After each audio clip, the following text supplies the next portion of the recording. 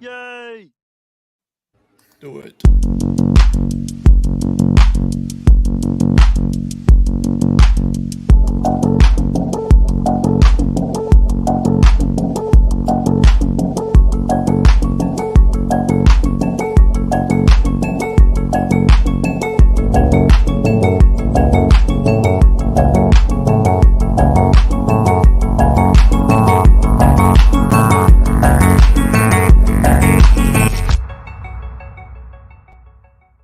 Trying to find where's the button here to go live. There. You don't know where to find it yet? I can't. Yeah, I don't know. After all these years? He doesn't know where to put it. That's- I'm not ready to go live yet. Can we hold Yeah. off for Damn it, Beavis. Downhill. Oh, we're live. Hello.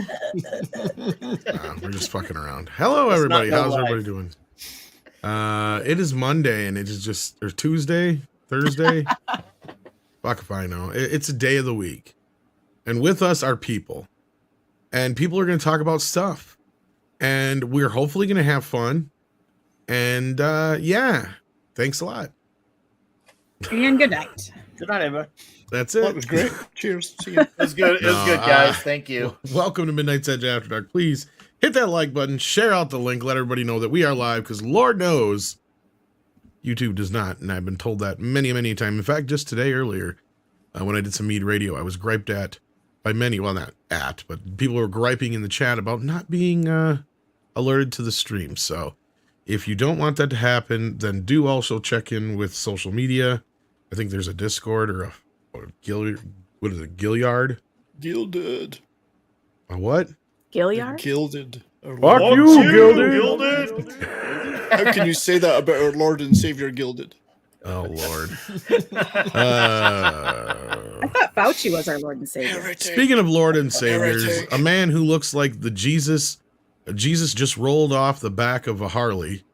Nick Weiser, how you doing, sir? I'm doing good, Tom. Glad to be here. Thank you, as always. Glad to be hanging with you, 70s, and Clobbering, and hail to the chat, to the mods. We got some very interesting topics tonight. One that's not being covered enough and should definitely be covered. And another one that's always going to be a hot button issue from now until forever, Zack Snyder. So let's get the ball rolling. Who? Who? Never heard of him. Damn it, Beavis. That was me that time. All right, Clobby. Hey, buddy. How you doing, man? Been a right. tick? Or wait, you did show up Thursday night, didn't you? I don't think I did. No, sir. One of those Great to nights see you last all. week, I think you were here. Tuesday. But it feels like it's been too long. It's always 2 days too Thank long you. before I get to talk to you. How you been? Appreciate that, man. Likewise, and good to I'm not too bad, man. It's a lovely Tuesday, and ready to geek out with you guys. Hello, everybody. Glad to have you here. Also with us tonight is the one, the only Six. How you doing? I'm doing great. I am definitely going to have fun tonight, especially if it's at someone else's expense. That's kind of what the show's about. And then we also have Sixes and Sevens. We got 70s Rock Fan. How you Well, doing? good evening. I'm good, sir. I think Six, you need to change your name to 60s. Then it'd be 60s and 70s. And Yeah. 60s always come before 70s. Oh. But I'm bum. Yeah, And that's here we have a picture of Nick Weiser. A great artist rendering on his way Hope to you're church. wearing underwear, Nick. Fuck no. This was Roman times, man. We were free falling that. We were dude. free balling. It's Yeah. Too I fucking haven't hot been- for underwear in the fucking Yeah. desert. Is right, I've been especially in that big admitted yet. outfit. it's the Lemmy of his day. He's going What to are get you that saying? toga caught in the wheel, and it's Oh, not fuck going to no. end pretty. And then the thing rips off him anyway. Then he just rides naked into the wind. Then he just looks like a majestic man driving naked on a steed He's out looking for his super best friend. with his hair blowing in the wind and his huge cock and following. Clobby, did you say something there? I thought I heard you pop in there. No, sir. I was going to say underwear hadn't been invented yet at this point. Oh, okay. You hadn't been. Okay. Well, look who's here. Hey, Speaking everybody. of underwear. And look who left. Wow. We're admiring this picture of Nick Weiser on a motorcycle. Oh, I thought that was me. Well, that could be you too.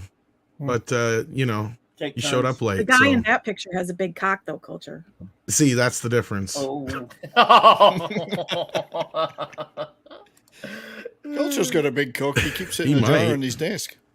And don't know. I did look it up because that's what I do. The first known underwear dates back almost 7,000 years. Why did you have to do that? Somebody's Wow. still wearing it today, Solved. I'm sure. They used to Can't have let me like that one joke, huh? the chastity belts and everything else. Christ. You would go there, wouldn't you? And she would be the one to look. She would be the one to look. Not only that, if we were like in a time machine and go back in time, she would be the one to like we sit there going, wonder if they're wearing their underwear. Six would just walk up and lift up the fucking toga. If you were in a time machine and we went back in time and we couldn't figure out how to get back, I'd be the one to figure that shit out. Probably. I'd be saving your ass because I am. You'd be like, why don't we just reverse Female. the numbers? Speaking of a 6-part saga, my neck is killing me. Then why are you here? Oh, because you wanted me to be Well, here. of course I do. What kind of awkward position have you been in for the last 2 hours that you have a sore Yeah. neck?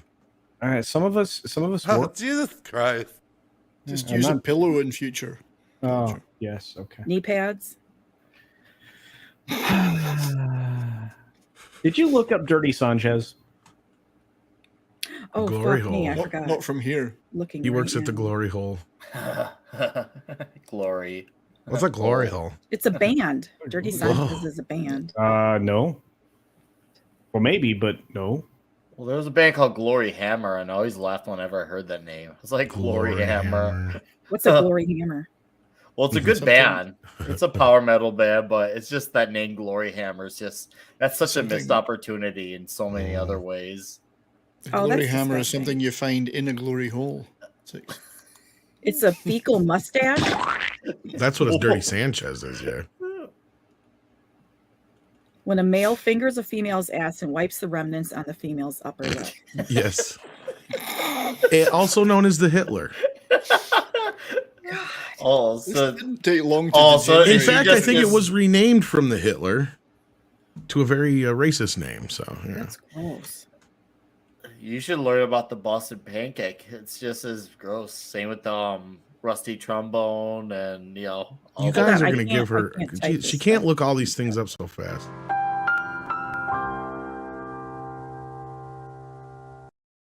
I typed in Boston, and the second thing that came up is Boston pancake. Of course it is. Because phone- people are disgusting.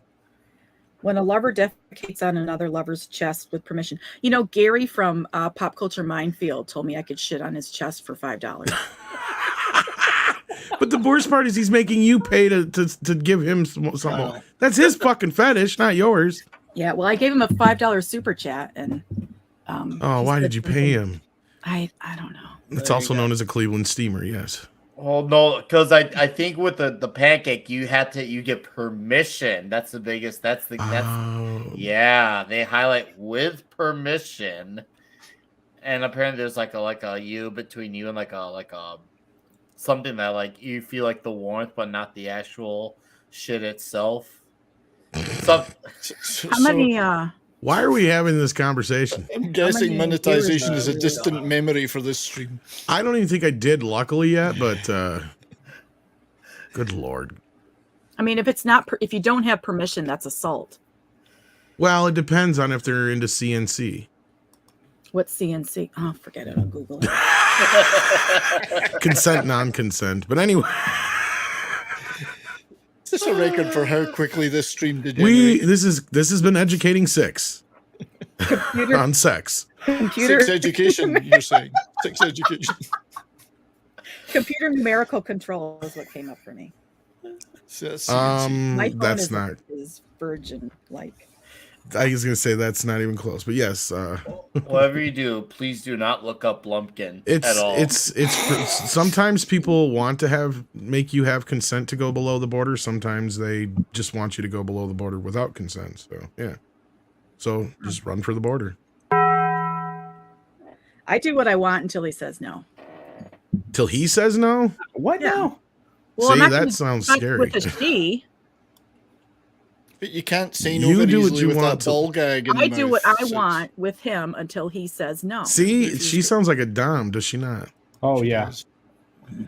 You can't say no with a ball gag in his mouth. That's also true. This is What's true. Sylvester That would be Stallone consent, doing? non-consent.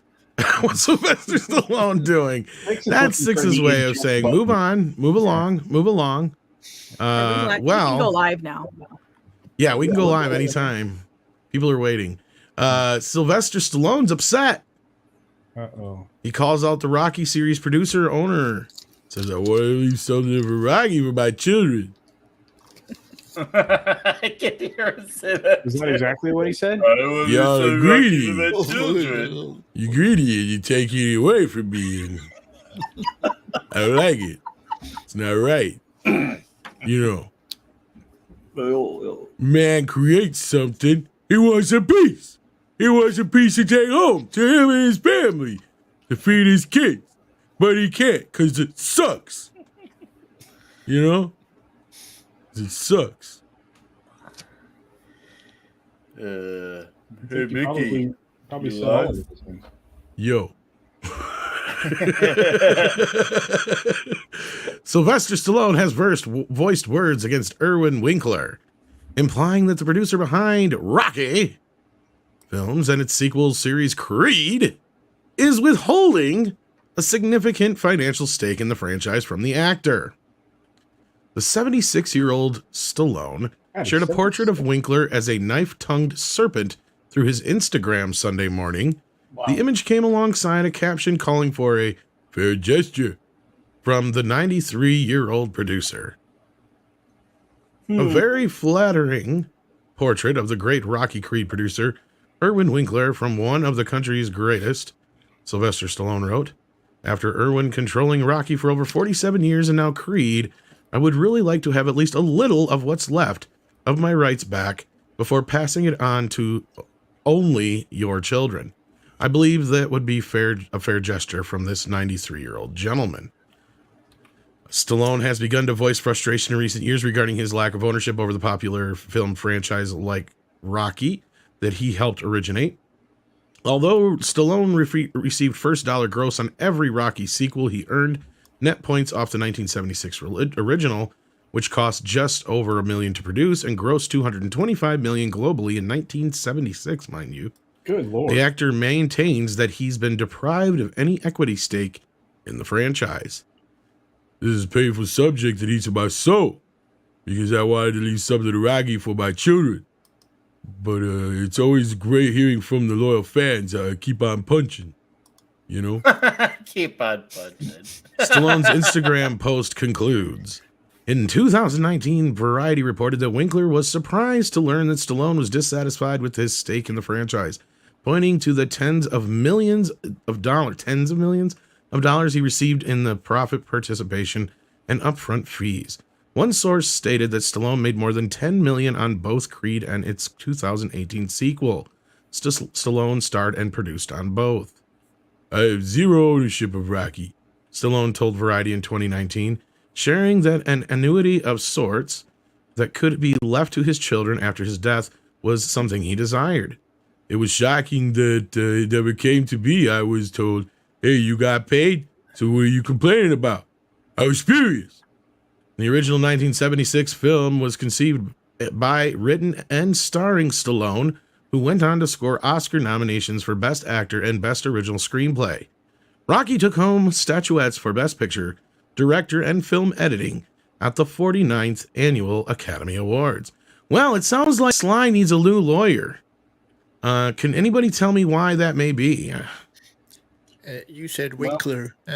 I don't know if they had any kind of creators or rights deals back then. The way it worked, they paid for the script, they owned, you know, and it was a messed up system problem at the studio. And Winkler paid him for the script that gave them ownership of the character. Everything doesn't make it right. And he probably, as someone who's been a studier of this in the comics industry and how so many comics creators have been screwed over for the things they created, I think he should get something. I can understand a lot of what he's talking about, even though in terms of some creators. I mean, but he has made a lot of money off of it as well. There should be some kind of agreement reached because Winkler took a chance on him too. You know, but he didn't co-create the property, but he did get the movie made. So yeah, I mean, I think they should make a deal with him. They should make some kind of a deal with Stallone on this. Nick? He did create it. I pretty much was going to say the same thing that Clobby did. I mean, he's one of the main reasons this franchise has gone as far as it has. Obviously, not just with, getting it on the ground up, but also with the direction he took it with the several sequels. He not only showed he was great as an actor, but as a writer and a director too. He had a great vision. He understood continuity in the story and character development, and there are actually great sequels, and a lot of them at that. So yeah, I think it's safe to say he's going to need obviously a damn good lawyer, and he should take action if they hopefully worst comes worst, they they reach a settlement before it hits to a trial and he gets his share, because this doesn't feel like something that's not unearned on his end. This really, unlike Cryborg, who cries about crying, this feels like Stallone has more than paid his dues for something. Well, we don't know that if they signed any kind of a deal, though. Was there a contract going for back? With the old comics days, you signed a work for hire contract. As horrible as that was, it was legally binding. Well, it's funny you asked bought the script from him. I don't know. It's funny you asked that, Clobby. I'm going to get to that in just a moment, but I was kind of curious on everybody's feelings on this. I don't know if Culture wants to hop in yet or not, because he might know where I'm going to go with this. But I know Six. Are you still here too? But yeah, I'm back. Whoever wants to go first, and then we'll jump to the. Go ahead, Culture. Oh no, I was just going to say that I really do think that there is definitely a trail of his creation of this and his contributions to it, not to mention his direction, all of the stuff that he was directly involved in. You're going to be hard pressed to say this dude doesn't have a piece of it coming to him. I mean, if you look, maybe you can look, maybe you can find an example where he's got more than a producer credit or something. You'd have to go back and through what he was officially credited as. You're right. I think there's going to be a lawyer required for this. So I'm just wondering if this is. So, sorry. Go ahead, Six. I don't understand why he didn't. I mean, how long ago did Rocky come out? That was forever ago, and now he 46 years ago. Yeah, until the producer is 93, and then to post a nasty photo of the man on social media. That's, I mean, I guess he's going for the vinegar first, or maybe he's already tried being nice to the gentleman and he hasn't come through, and that's why he's, trying to maybe publicly shame him. But I would think that most 93-year-olds that I've known, their hearts have softened. So I'm curious about what his attempts to gain some kind of control or some kind of legacy. He should have done this a long time ago. Why are you waiting until how old is he? How old is Sylvester Stallone? Like 75 or something? 76, 75, 76. Somewhere I was wondering, Yeah. I think you might be right there, Six. But I think he's entitled. Is this the opening salvo in a negotiation, or is it the end of a negotiation that hasn't worked? I would just be wondering that, but I'm thinking that he may be concerned that Winkler at 93 may not be around much longer, and what happens to the ownership then, and it might make his job getting a piece of that even harder, depending on where that goes. I think you're headed down the right path. Yeah. To be honest with you, 70s. I think that's a big part of it. And Final Monkey brings up what I was going to bring up.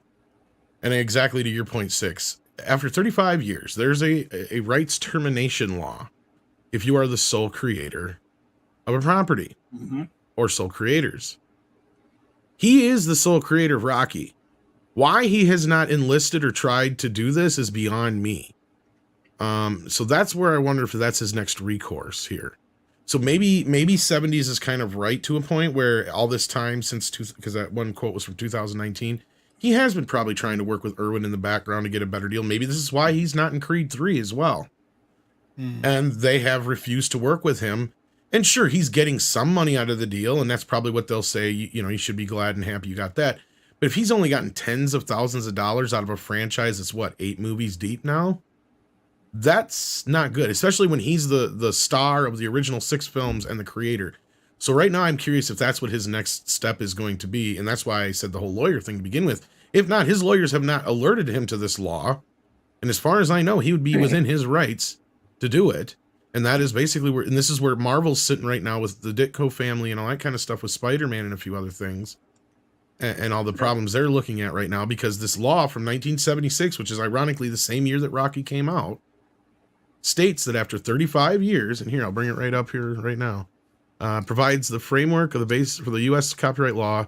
The statute includes termination rights and the right of the author to revoke and grant of copyright after 35 years.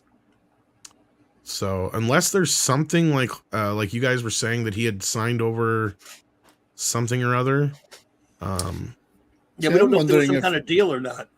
Yeah, I mean, the time to me that Stallone should have done this is around about the Rocky 3, Rocky 4 era, when and maybe he tried then, I don't know. But well, that's the thing, is the 35 years would have only been like 10 years ago.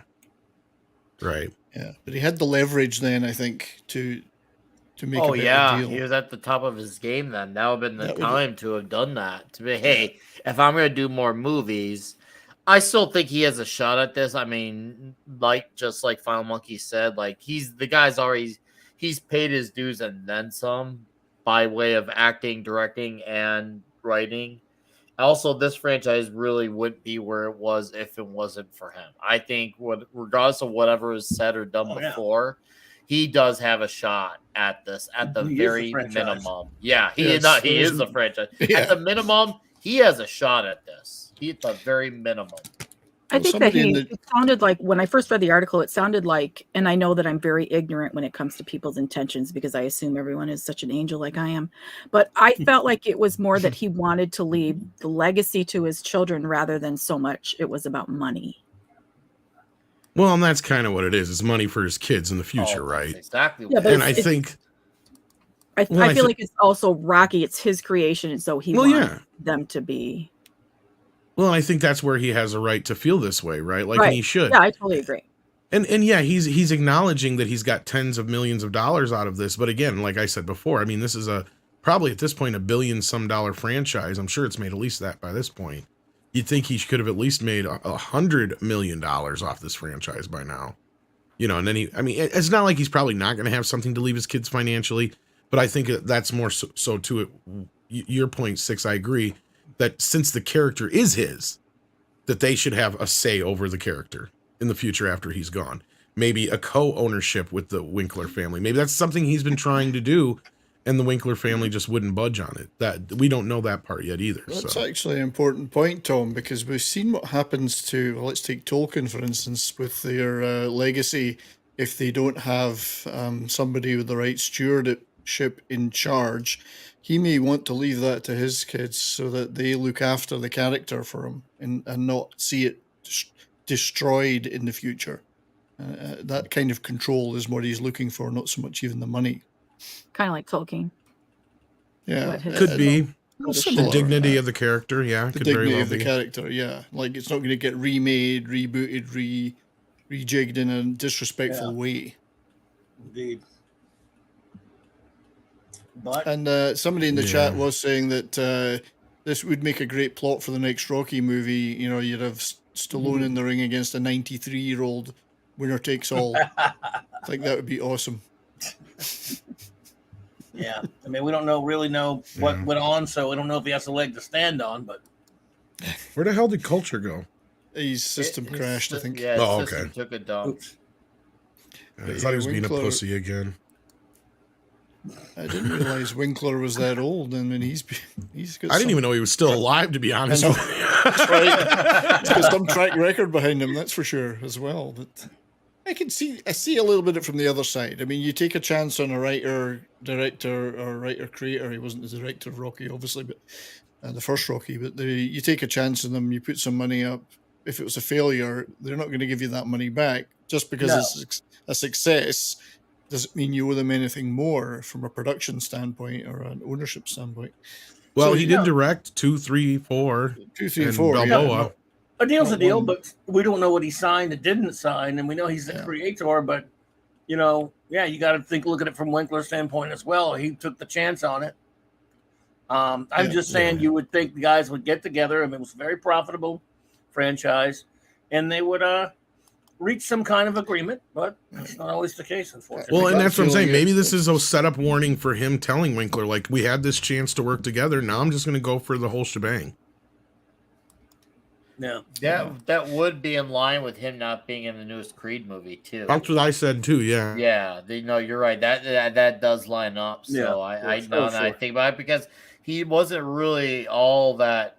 He's been very tight-lipped about why he wasn't in the third upcoming Creed. So this would make sense. I mean, now that was announced like what, a month and a half ago, this would make sense. Actually, Creed 3 has been in the pipeline for a while. I think they're even done filming it already. But I think they announced it last month that he wouldn't be in it? Oh, no. They've been saying he wasn't going to be in it for a while. But okay. Because, and this is what I've been saying, and this is how I know this, because I've said for a while, because he mentioned something about another Rocky film, but he was kind of cryptic about it.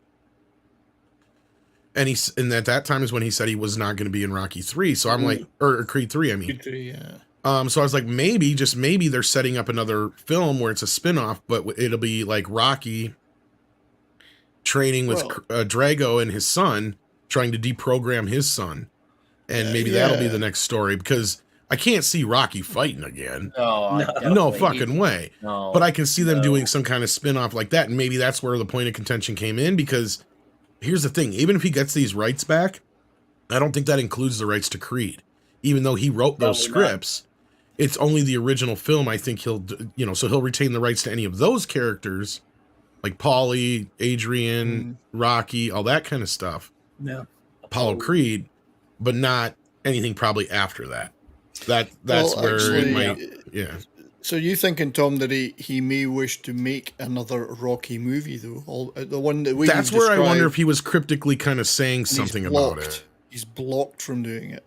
Well, I think that was what now that I'm looking at this in hindsight, before I thought that's what he was doing, was setting up this idea that Rocky wasn't going to be in Creed 3 because they were going to do some kind of spin-off again with him in another direction. Now it sounds to me like he just wants the rights back, and and if he can get them back, he's probably planning on doing something on his own that's not with Creed or related to Creed.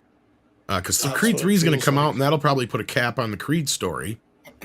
And Lord knows what they'll say about him in the movie, but that may have been. If they kill him, what if they kill the character? Yeah. Oh, he'll probably just reject that hypothesis. Yeah. And that's what I'm saying. Maybe that was what pissed him off to where he wanted to get it. Because I can't imagine somebody hasn't told him about this termination of rights law. Because everybody's been doing it lately. Like I've heard, like I even insinuated, and when we first talked about it in the Friday the 13th video, that almost all the original horror people could go back, like the Craven family could go back and terminate the rights for Nightmare on Elm Street, which I think they did. Or at least they're working with. And that's the thing. These families will generally just go work with the studios, right? And they'll just get some kind of new cut deal. Maybe that's what I'm saying. That's what I think Sly was trying to do all this time, instead of actually having to go through the trouble of this. Because once he does this, I think then he takes pretty much ownership of Rocky after that. Irwin Winkler family will retain the rights to the original films as far as that goes, but they won't be able to do anything new with the characters, what I'm saying, going forward. Merchandising or sequels or reboots, remakes, any of that shit. Interestingly enough, for Creed 3, there is no mention of Stallone even as a based on characters by, or he doesn't get any kind of writing He credit. would almost have to, like, unless you're right, 70s, they managed to pull out any and all references to any Rocky characters prior, which they technically can't because of Apollo. But as long as he doesn't mention his dad, they might be able to get away with it. I don't know. See, that's a gray area. See, that's where we ran into the really funky shit with Friday the 13th, because there was a big bunch of questioning. Well, does that include adult Jason? Then we come to find out, yes, it does include adult Jason, because it's the same character. See, that's the difference. But now it doesn't contain any of the other characters after the first Friday the 13th. So the Stallone should be thankful he's not in Creed 3, because Tessa Thompson is in it. So I'd feel happy not to. Well, she's been in the first two too, but yeah. Well, she's been in both of them. Is Creed going to fight her in the third one or something? Yeah. Hey yo, Valkyrie. She's the real. Yeah, she's the real. See how tough you really are. Yeah.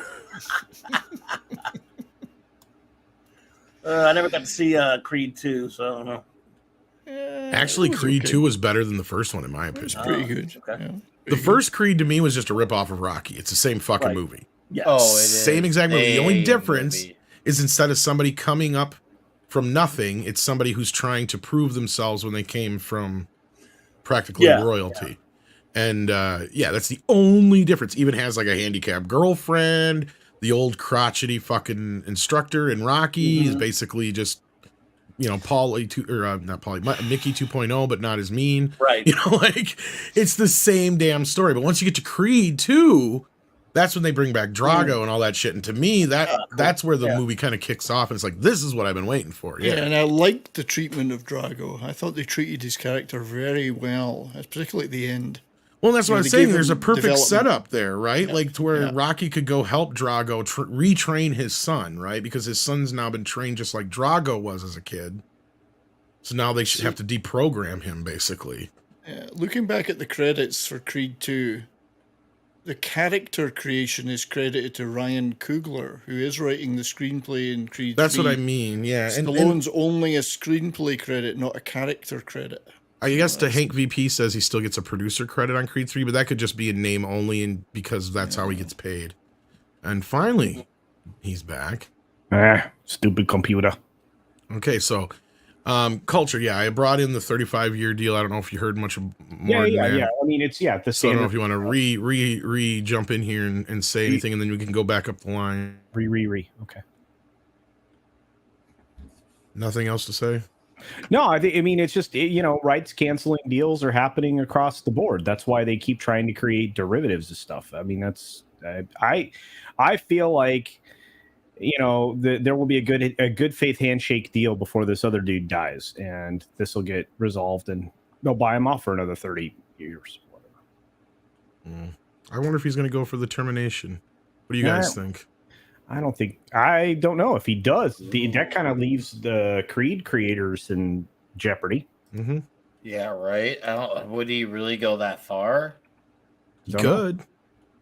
He could. Yeah, I'm just as more. I guess would he? He's one of those stand-up guys, right? There's not a lot of them left, and and we were just talking before you came in here how they could possibly continue making Creed without him. But that would be only one I could see them making, but I don't know if they can even get away with that. I don't think they can. It's a character that was created out of Rocky. Technically, yes, and that's where we were kind of there's a gray area, right? Yeah. Like, because yes, Apollo Creed is an original character in the first film, but that's what we were talking about. Is even if he goes to this rights termination real quick again, he would only have access or have the rights to the first original film's characters. So yes, even though Creed, this is Adonis Creed being Apollo's son, it's still not a character that was in the original films. So, or the original film, even for that matter. So. Yeah, like you said, I mean, my thoughts on it are, they would have a really hard time getting a judge to fall in line. I think Creed 3 is going to be the last one. And yeah, I mean, we kind of talked through most of this, but and real quick, like I said, everybody, I just kind of wanted to get if they think he'd do it or not, and then we'll move on to the next subject. Yeah, I really don't. I don't have any else to add probably to what you said, and I just. All right, 6. Well, I'm always curious about the timing of things. Like, why is he saying this now? Is it because he's got a a new movie coming out next month, or has he even been letting his managers and his lawyers handle this, and he's fed up with no result, and so now he feels like this is his only option. And I'm always curious as to why people do the things that they do and the timing of it. And right. So. No, and that's a fair question. Yeah. Anything else besides that, or? No, I'm good. Okay, 70s. I think as Clobby said, this is an age-old story in the entertainment business. Comics, music. Yeah. Look at all the artists that have not owned their own material over the years, their own songs. It's just another chapter in that. I think 6 is right. It's the timing that's interesting here. We don't know why now, but there's obviously a reason why he's talking about it now. So, well, here could be one of the subtle reasons. We do have an idea that there is going to be an ultimate 4K Rocky box set that's going to be released. We don't know all the details yet, but maybe he's getting left out of the table on that one. And like they just said, if he only made $10 million off the Creed movies, that ain't shit. Those movies made a lot of money. True. Clobby, what do you think? Nothing. Just pretty much what everyone else said. We'll see what happens. I don't really. the timing is what gets me on this as well. It's been so long. I would have thought. I'm surprised. That's what surprises me the most about the story. It's something I thought if it had been an issue with them, Stallone had addressed it a long, long time ago. So timing is the most interesting thing about this story, really. Why now? But other than that, I don't know much. No, and again, like Six said, it's a good question. The only answer I can provide, and that's just me speculating, is I think that he's tried. And if that 2019 article says anything, that means he's probably been trying for the last 5-10 years to get this worked out, and enough's enough, maybe. No, probably so. I don't know. What do you think, Nick? I'm pretty much at the same thing. I think he has been trying to do something for a while now, and he's taken it to social media and handling it the way he's handling it, whether we like it or not. And he's definitely just saying, hey, listen, I've done my time. No, I'd like to leave my daughters with a little something before my time is up. Because I think it's safe to say he sees his own mortality, coming in, and so he definitely wants to make sure he's setting his daughters up for success. So I get it. Yeah. That's all I got. Well, we don't have any we got one super chat and we got one member chat. I was gonna say we don't have any super chats, but we do. We got a member chat from Christian DeLorme, who's been a member for 4 months at the maximum effort puppy level. Hail to the panel, he says. All my favorite YouTubers are on here. Huge. I think that was huge.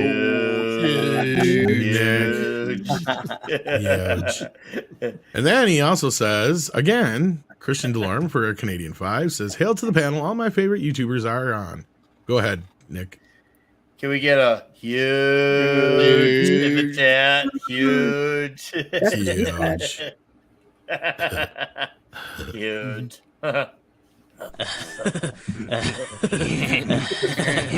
Coach has never heard that. What's happening now? He said huge.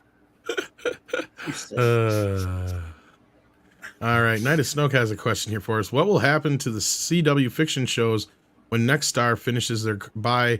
Because I've heard two sides saying stay or go, and I'm frustrated being in the dark. Thanks for answering. I don't have a definitive answer, but I would imagine they're just going to go to HBO Max. There's no reason for them to otherwise, unless there's some kind of deals in place that they're carrying over. Yeah, I would imagine there is a carry forward deal on some of the material that's being produced specifically for the CW, but Nexstar is going to pivot into unscripted. So yeah, I imagine there's no good. Oh no, there's just no good answer for that one yet. There will be soon though. We'll know. I think there's a large dumpster has been parked out at the back of the CW, and all those shows are going to end up in it. Right where they belong. Yep. Exactly. And then set it on fire and send it down the river. Well, there are fans of the shows, and yeah, at this point, the best I can say is they're probably going to wind up on HBO Max, because Nexstar seems to have its own programming. So, yeah. Well, that's an interesting one in its own right, though, because that means a large number of people at the CW, all those shows are going to end. And yeah, a lot of them are near their end now. Yeah. Yeah. So they're going to be going elsewhere or nowhere. Yeah. My buddy Sean Stackhouse hopes Stallone goes to court over this. I kind of do too, Sean, at this point. I think he deserves a little bit more than he's getting. Waltman says, so 970K subscriber loss to Netflix. Okay, cool. Let's see what happens next. Yeah, we covered this a little earlier on your show, Culture. I don't know if you wanted to comment. Yeah, I mean, just under a million. I mean, I thought it would be 1 million or more. Yeah. So, I mean, they are under 1 million, so better than expected.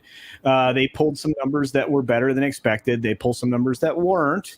And again, this is kind of the bellwether. This is the clarion call of direction for a lot of these streaming services, because Netflix is the primary example of a completely mature service, right? There's not a lot of room for them to grow. I mean, they seem to think that they can maintain, which is probably the case, but we'll have to see what happens with at the end of the rainbow here. You know what I mean? I feel like Netflix got a $15 bounce in their stock price today. I don't think that'll carry over. I think we're going to see more writing on the wall, especially with Disney around the corner and a couple others that are going to have to bring out their quarterlies. So this next few weeks is going to be bananas. Sorry, was that 970K in North America or globally? That's a global number. Global number, okay. Well, could have been worse. Could have been worse, but Could have been worse. yeah. I find that interesting though, because they're actually, to me, they're doing slightly better with programming than they had been for a while. There are a few interesting. They had some upticks, and I think shows. that's one of the Yeah. reasons why they had a better Yeah. drop off than planned, I guess is the best way to put it. Well, I mean, if you notice where they put things, they are intentionally each quarter bringing out at least one of their big staple shows. Well, of course, yeah, they have to now. They're trying to artificially hold this square. We'll see what happens. Yeah, and Pilgrim Media says, "Hail Midnight's Edge, good job. I don't know what we did, but thank you for that." And this episode is brought to you by Christian Delorme. When you need Christian, get Delorme. This one's for you, Tom. Well, thank you. Thanks to you guys for doing a member stream. Oh, we need to do another one. Thanks for reminding me. It was nice meeting you face to face. Love from Canada and cheers, buddy. Well, cheers to you. And I love Canada, even though I've never been there. Got a lot of Canadian brethren there. Blame Canada. Indeed. Oh, Canada. Oh, Right below it. Canada. What was that, 6? How have you never been to Canada? You're like I know, right? He's on a kinda list. close. I mean, I know you can't go through from You Montana, can't go through Minnesota. Yeah, But, you are roboting out. Holy Minnesota. cow. Am I? Yeah. I'm gonna refresh. I'll be back. Yeah, she must be having some issue. I was gonna say, well, she probably can't hear me now. I was gonna say, check and see if you ain't got something else in your house using your internet. Sometimes that's the issue. But all right, are you guys ready to get into the controversial shit? Oh, Do it. ready. Wait, there's controversy someplace. What are you talking about? Should we throw up a trigger warning? You might want. No, That's what I think Nope. you're talking about. no. Just do it. Because Slide in, Tom. Just the way I want. All Slide it right. in. I don't want to hear much whining in the chat, but Thrust it there under we the go. screen. Come on, Tom. All I've right. been asking all day. Now, I will say this: Rolling Stone is not a great outlet anymore. They're not No. nearly what they used to be. They're poop. Nor would I trust a lot of their reporting, but they have had a few decent reports lately, I will say, especially when it comes to the Ezra Miller and Warner Brothers situation. Because this dropped late last night, it was like late last night, I think it was, or yesterday afternoon. Exclusive fake accounts fueled the Snyder Cut online army. A Warner Media report reveals that bots and other inauthentic users bolstered the fan-led campaign for director Zack Snyder's Justice League do-over. Okay. I don't have access to the full story here, but Culture, you know how to like. I was gonna say, work Culture, do you your- have a way we can He's usually good at diddling There we things go, to get 6 to back. other places. say? I don't know if you can get us a version of it. I will go foraging. I shall Yes. return. He will be back Alright. with that. But before we get into that, look, I know this is a hot topic, and there's probably some Snyder fans in our chat don't know. here. Looks like we got some people that who are right on. Yes, because it's very believable. Story. What a shock. Snyder is a hack. Yes, he is. Schneiderverse. I'm more interested in the third article in the trending on the right. Maya Hawke gets captured by police during forest orgy. That sounds more interesting. Good backup story for you, Tom. There you go. Say Yeah, we what? were debating on even doing this story. Oh, do it, man. Do it. Do it. Do it. Shit. Well, as Culture's mining for a version that can be read to us. Yes, You we know, can read we'll all the just super scroll chats. down. Thank you, 6. I can This read is it. very believable stuff right here. Though, if a Rolling Stone, I mean, I guess if they came out and said that water is wet, we still question it. Well, but, here's yeah, the this thing. is- I mean, I will say this with all fairness, Clobby. I think that the truth lies somewhere in the middle on this one. Because there is some things in this article that I did hear from people. There's Yeah. things in this article that we were a part of or the reporting of, so we were there in the midst of. And there's a clear bias against Snyder. I will say that right up front in this article. Like, it's clearly out to paint him in a bad light.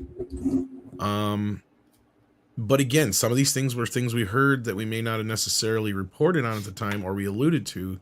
That's for sure, especially early on. Because that's the thing. And Andre, I'm sure if he was here right now, would remind people that as many Snyder fans as you think there may be, this his vision for Superman and Batman and so on turned off most of the general audience, right? We need to remember that these movies lost money. Yep. Regardless of the Joss Whedon stuff in the third film, it was way before that. And even if you want to argue anything about a Batman v Superman cut or anything like that, to me, it's still the same damn movie. It is. One is just 14 hours longer.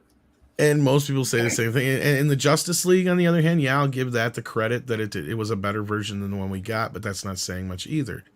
So, like most of the public, they just got kind of sick and tired of this vision, and it didn't last for a reason. And I get it. There was a strong vocal force out there on social media and buying ads and doing the whole playing thing with the banner and all that kind of stuff. But yeah. Culture, any luck on finding that yet?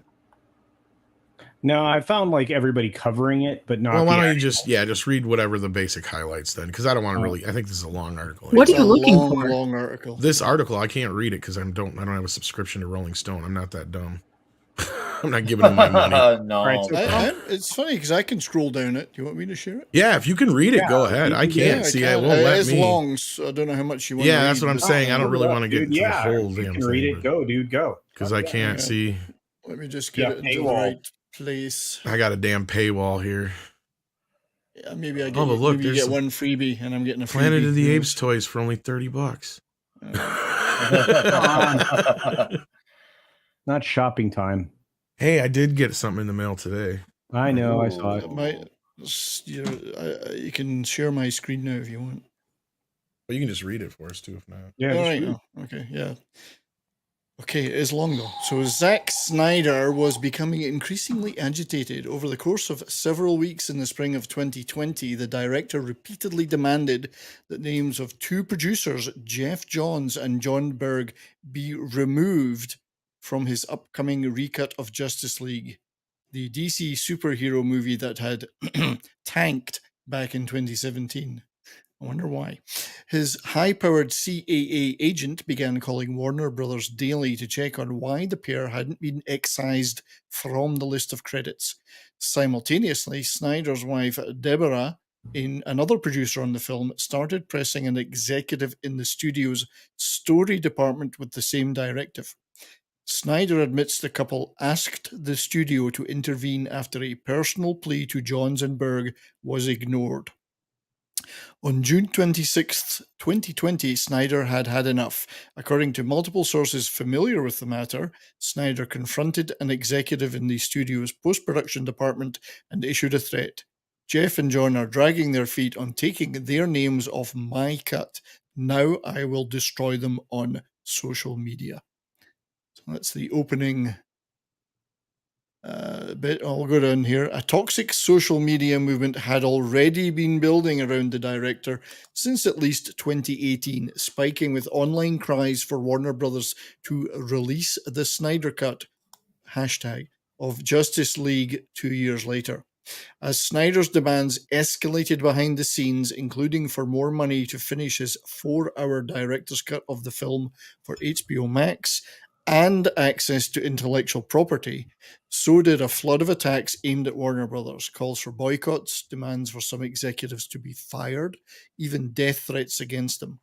Fans went after anyone or anything deemed a danger to the so-called Snyderverse, including directors like Adam Wingard, whose Godzilla vs. Kong launched on HBO Max 13 days after the Snyder Cut and stole some of its thunder, and movies like Wonder Woman in 1984, on which Johns was a writer.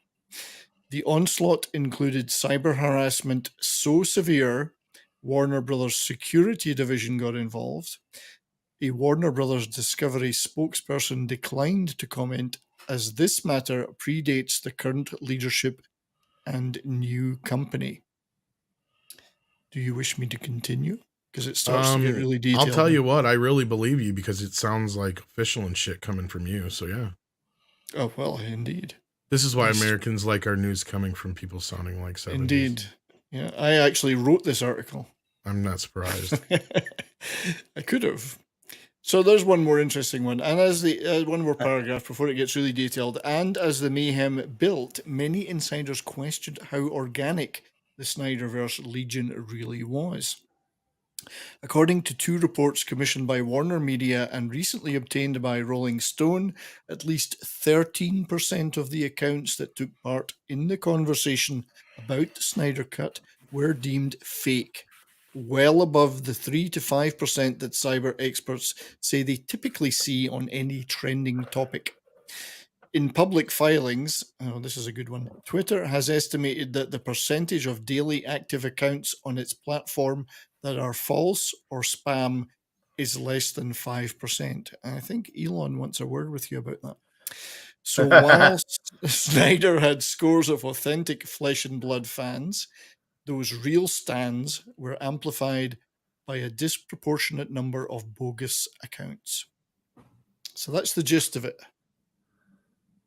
Yeah, and I mean, it could be said that there was probably some accounts on the other side too. And again, I'm not going to discount that. And I think the truth of this article lies somewhere in the middle.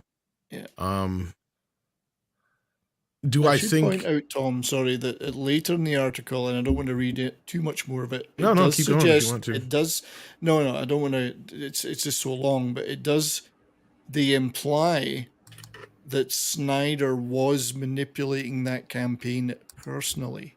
That's the gist of it later. Yeah. So, and that's the thing I'm not so sure about. I mean, he could have been, I don't know, like before that one deal about the whole, like, I'll tear them apart on social media. I don't know. I mean, that's just kind of,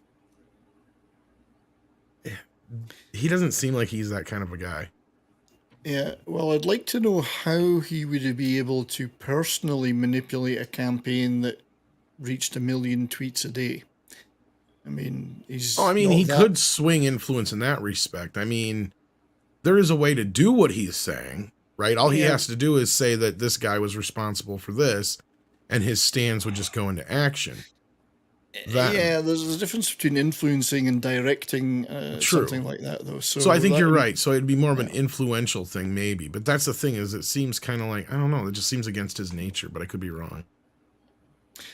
It seems like an awful lot of effort and a lot of project management to put together a inauthentic social media campaign to that extent. That's not to say it didn't happen. I'm just thinking he may have influenced it, but he didn't direct that person. Yeah. I don't agree with that. He probably didn't organize it. Yeah, he's not that devious and Machiavellian, I don't think. He just needed to make sure the stands were out there doing it anyway. So, Anybody here want to chime in on any of this so far? Or? Sure. I'm going to capitalize on what you said, Tom, about the whole somewhere in the middle lies the truth. And do I feel like there's this giant army of fake accounts? As much as I strongly think those movies are the embodiment of absolute shit, I don't think so. Maybe there might be some, maybe. To what extent, I think it's very either minor to maybe in the middle. Now, whether that's true or not, honestly, it's kind of even, dare I say, irrelevant. If anything, it's kind of karma back at Zack Snyder for, he chooses to play this game where he talks about look how great these fans are. They're doing charity work. And then all of a sudden he goes against them with the whole Geeks and Gamers thing from last year. And now he's got the press who were attacking him before attacking him again. So you know what? You get what you deserve. Like, I don't feel like I said, whether it's true or not at this point, like, you get what you deserve. You chose to, tear on the fans at the last minute, and I don't even care if this is true or not. This is just karma to me. Zach doesn't deserve the career that he thinks he does. That's an interesting perspective. Claudia. Or Culture. You got something to say? Whoever does. Yeah, well, my all I wanted to add to this is, because I said my piece when you and I were on earlier, and to surmise what I said, I agree with you and with Nick. Somewhere in the middle lies the truth, but that couldn't matter less. There are bots part of every single thing nowadays. Anything that you do, there are bots involved. There are bots involved in Twitter, Twitch, YouTube, Parler, Minds, Rumble. We are infested with things that are trying to portray things not as they are.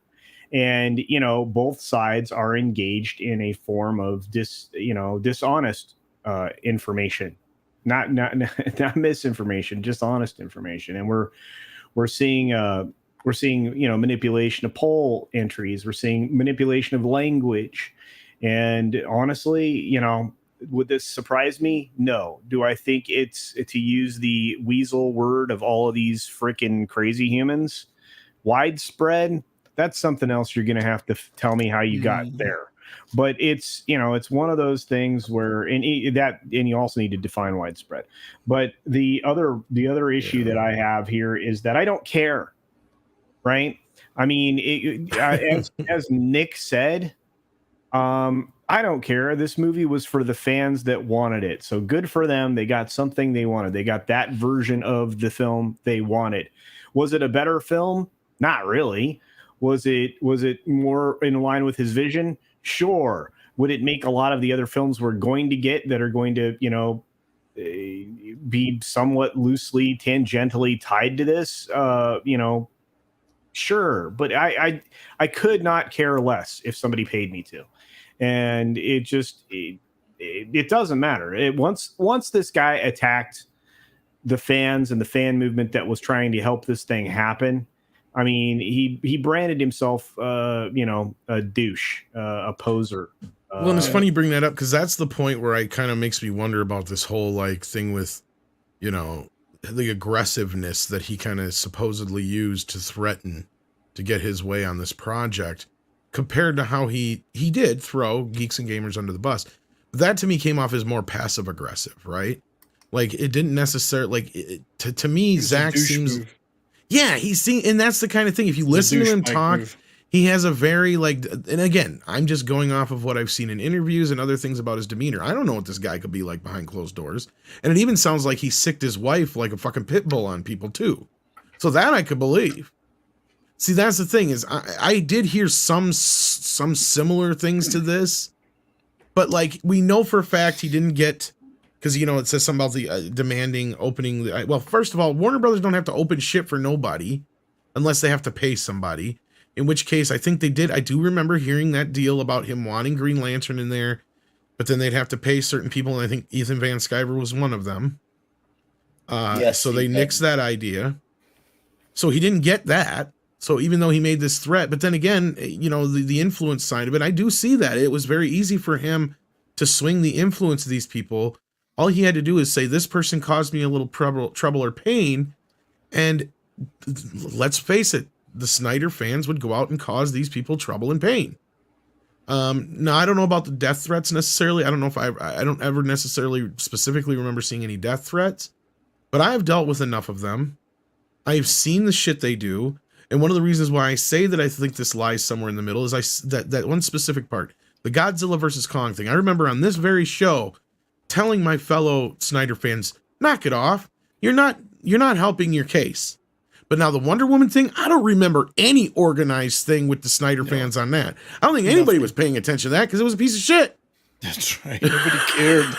Nobody cared enough. Exactly. So that's why I say I think the truth lies somewhere in the middle. And I don't know if 6 or 70s had anything else to add to this, but the only thing I would like to add is that what this article, where it goes at one point, and I made that point about Snyder comment about Elon Musk on the side, is they go down the route of describing in this article how these bots work and how many there is and just how that whole thing works. But they don't go beyond where it might have been used other than to push the Snyder Cut. Because we know every day that stuff's going on, as Culture said, out there. So Rolling Stone is only curious up to a point. And they know it's happening, but they don't then extend that to say, well, where else might this be happening? Is it happening on behalf of Disney Star Wars? Is it happening on behalf of the Rings of Power? Is it happening against those things? That to me is more interesting. And the point about the 3 to 5% of accounts are bots, when clearly they're implying that it's actually more than that sometimes. So that again is a bit wider conversation about Twitter, Elon Musk, just how many bots are on there and how easily it is to manipulate that. They don't go down that route in the article. They just focus on Snyder. But I think that's the better and bigger conversation.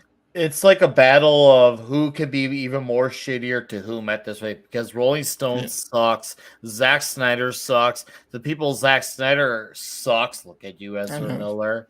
And it's just like, man, it's like they're trying to outdo each other so you could be the more like the worst, crappier person. It's like it's like The Boys, but in real life. Yeah. Like it's really funny to see this happen in real life. Oh, hey, it's Cyborg. I agree with you, Nick, and I think Rolling Stone here has inadvertently exposed some truths in their attempt to attack Snyder that are wider truths. Well, they don't necessarily then want to go down into those truths because it may backfire on them. You're 100% right, and I'll even take it another step further. This was timed, right? This article's timed to have a whole lot of other press happen.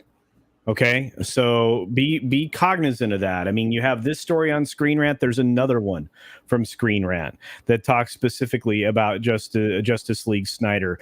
They use a lot of vague conversation. They don't cite sources in any of these that I'm, glossing over, whatever you want to call it, speed reading through. And it's infuriating to me that this is going to culminate somewhere else. We just don't see it yet, because as has been pointed out in lots of locations today, and Tom, I'm not sure if you brought this up yet or not, but Rolling Stone is part of kicking off a lot of these, quasi-viral fake campaigns to promote one given thing or another.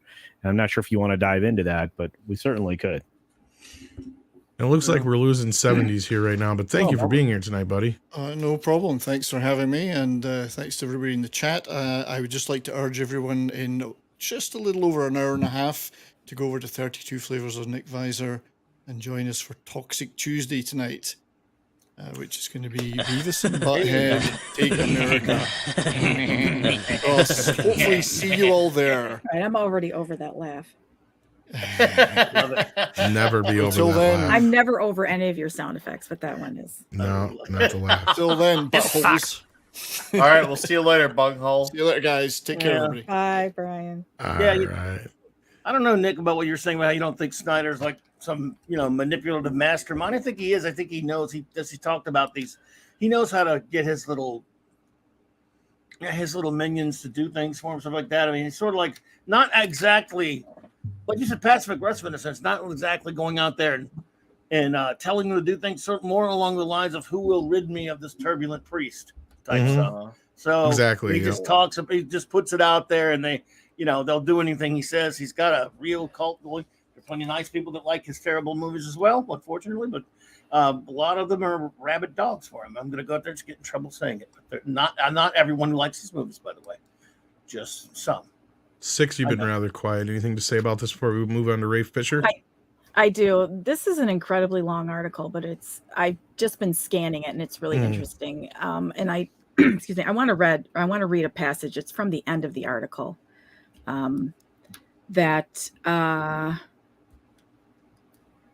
And it kind of piggybacks off of what Clobbering Times was saying about the control that he has over his fans. But for those who thought the Snyderverse mob would move on, they were mistaken. In early 2021, Fisher attacked Warner Brothers' then global communications head, Joanna Fuentes, for some unspecified role in the Kravitz investigation. Fans then began harassing Fuentes, a woman of color, on Twitter and calling for her ouster. A simple story written by this reporter about Kiersey Clemens being cast for a Flash standalone movie also incurred the wrath of the collective just days before the Snyder Cut release in March 2021. Snyder called to say he wanted several sentences from the story removed. "I'm just telling you what the fans are going to do. Trust me, they are pretty rough," he warned. The sentences stayed and the Snyderverse throng descended. Even before the film opened, random bystanders continued to be hit by the Snyderverse shrapnel. When fans review-bombed Adam Wingard's Godzilla vs. Kong, sources say the director asked Snyder through an intermediary to tell his fans to stand down and that Snyder refused. Snyder said says that he was never asked to have his fans stand down, adding, "Furthermore, I do not control my fans. They have their own will and their own opinions. You really give me too much credit." But he didn't deny it. No, he didn't deny it. No, See, he that's the didn't. thing. That, like, and again, it's that passive aggressiveness to him too. Like, oh, that little fucker. I'm sorry. Like, That's what he is that little fucker. He's a weasel. Have you seen Zack Snyder try to speak? It's even worse than trying to watch his He's a movies. weasel. Like, it makes watching his movies watchable because he speaks and you're just like, you're like, wow, you direct movies. How? I don't know how, because dude, it's seriously, it's so cringy watching. And I don't use the word cringe often, but cringe when Snyder speaks is that. honestly, he looks like the type of person where the voice doesn't. I mean, I should say this because I'm the type of person where my voice doesn't really match what I look like either. But no, he really doesn't, because he comes out. He looks like this. You know, he's got all the tats and everything. You probably figure he's gonna be like, "Hey, I'm Zack Snyder. Welcome to my movie. We're just gonna kick some ass." And he comes out, I'm Zack Snyder. I love this movie, and I thought it'd be awesome. That's what he sounds like. He's so skinny, though. I think his No, voice he's matches him shredded. because he's He's shredded. He's all he shredded looks now. tiny. Oh, okay. Is he? Well, Yeah, he's good for shredded. him. Well, he's got to be shredded with that voice. Yeah, right. No, he has to, because seriously, listening to him speak, it hurts to listen. It's like to him. Mike Tyson's just kind of like, dude, you Yeah. got a girly voice. I just thought somebody should tell you this. You know, Zach, your voice really annoys me. You know your voice is, yeah, it's just really annoying. I don't think you've been hit hot enough now to get that voice. Suddenly, I have this urge to punch you in the face.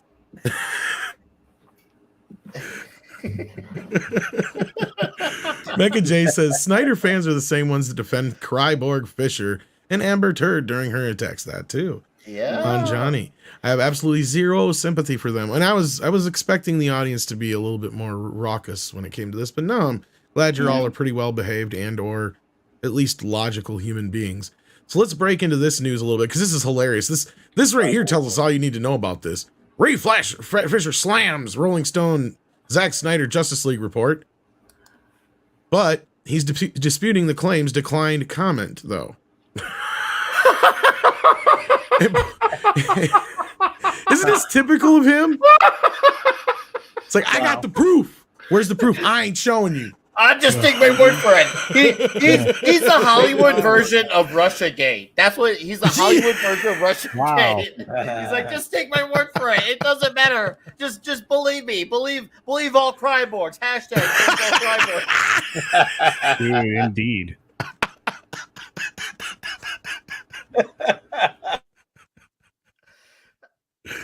That's so funny. I almost don't need to read this article, because if he declined to comment, then who gives a fuck? Yeah, why did we write this fucking article screener? Exactly. It's like, I don't like that article they wrote. Why not? I'm not going to tell you. You need to figure that out for yourself. They should know why. No, actually, he cites the writer's past error, I guess. Pfft, whatever. Oh man. Well, clearly, what he's talking about is what Six just read to us, I'd imagine. Right. Because he is in the midst of that shit there. And yeah, like Zach backed him up on this whole thing with Joss, and I remember blaming Zach for Kryborg's behavior. Yeah. I said it's probably because of the way Zach treated him in comparison to the way Joss did, and gave this kid false kind of like idea and sense of importance in this role. I don't know how else to word it than that, but yeah. So anyway, should we even bother reading this thing?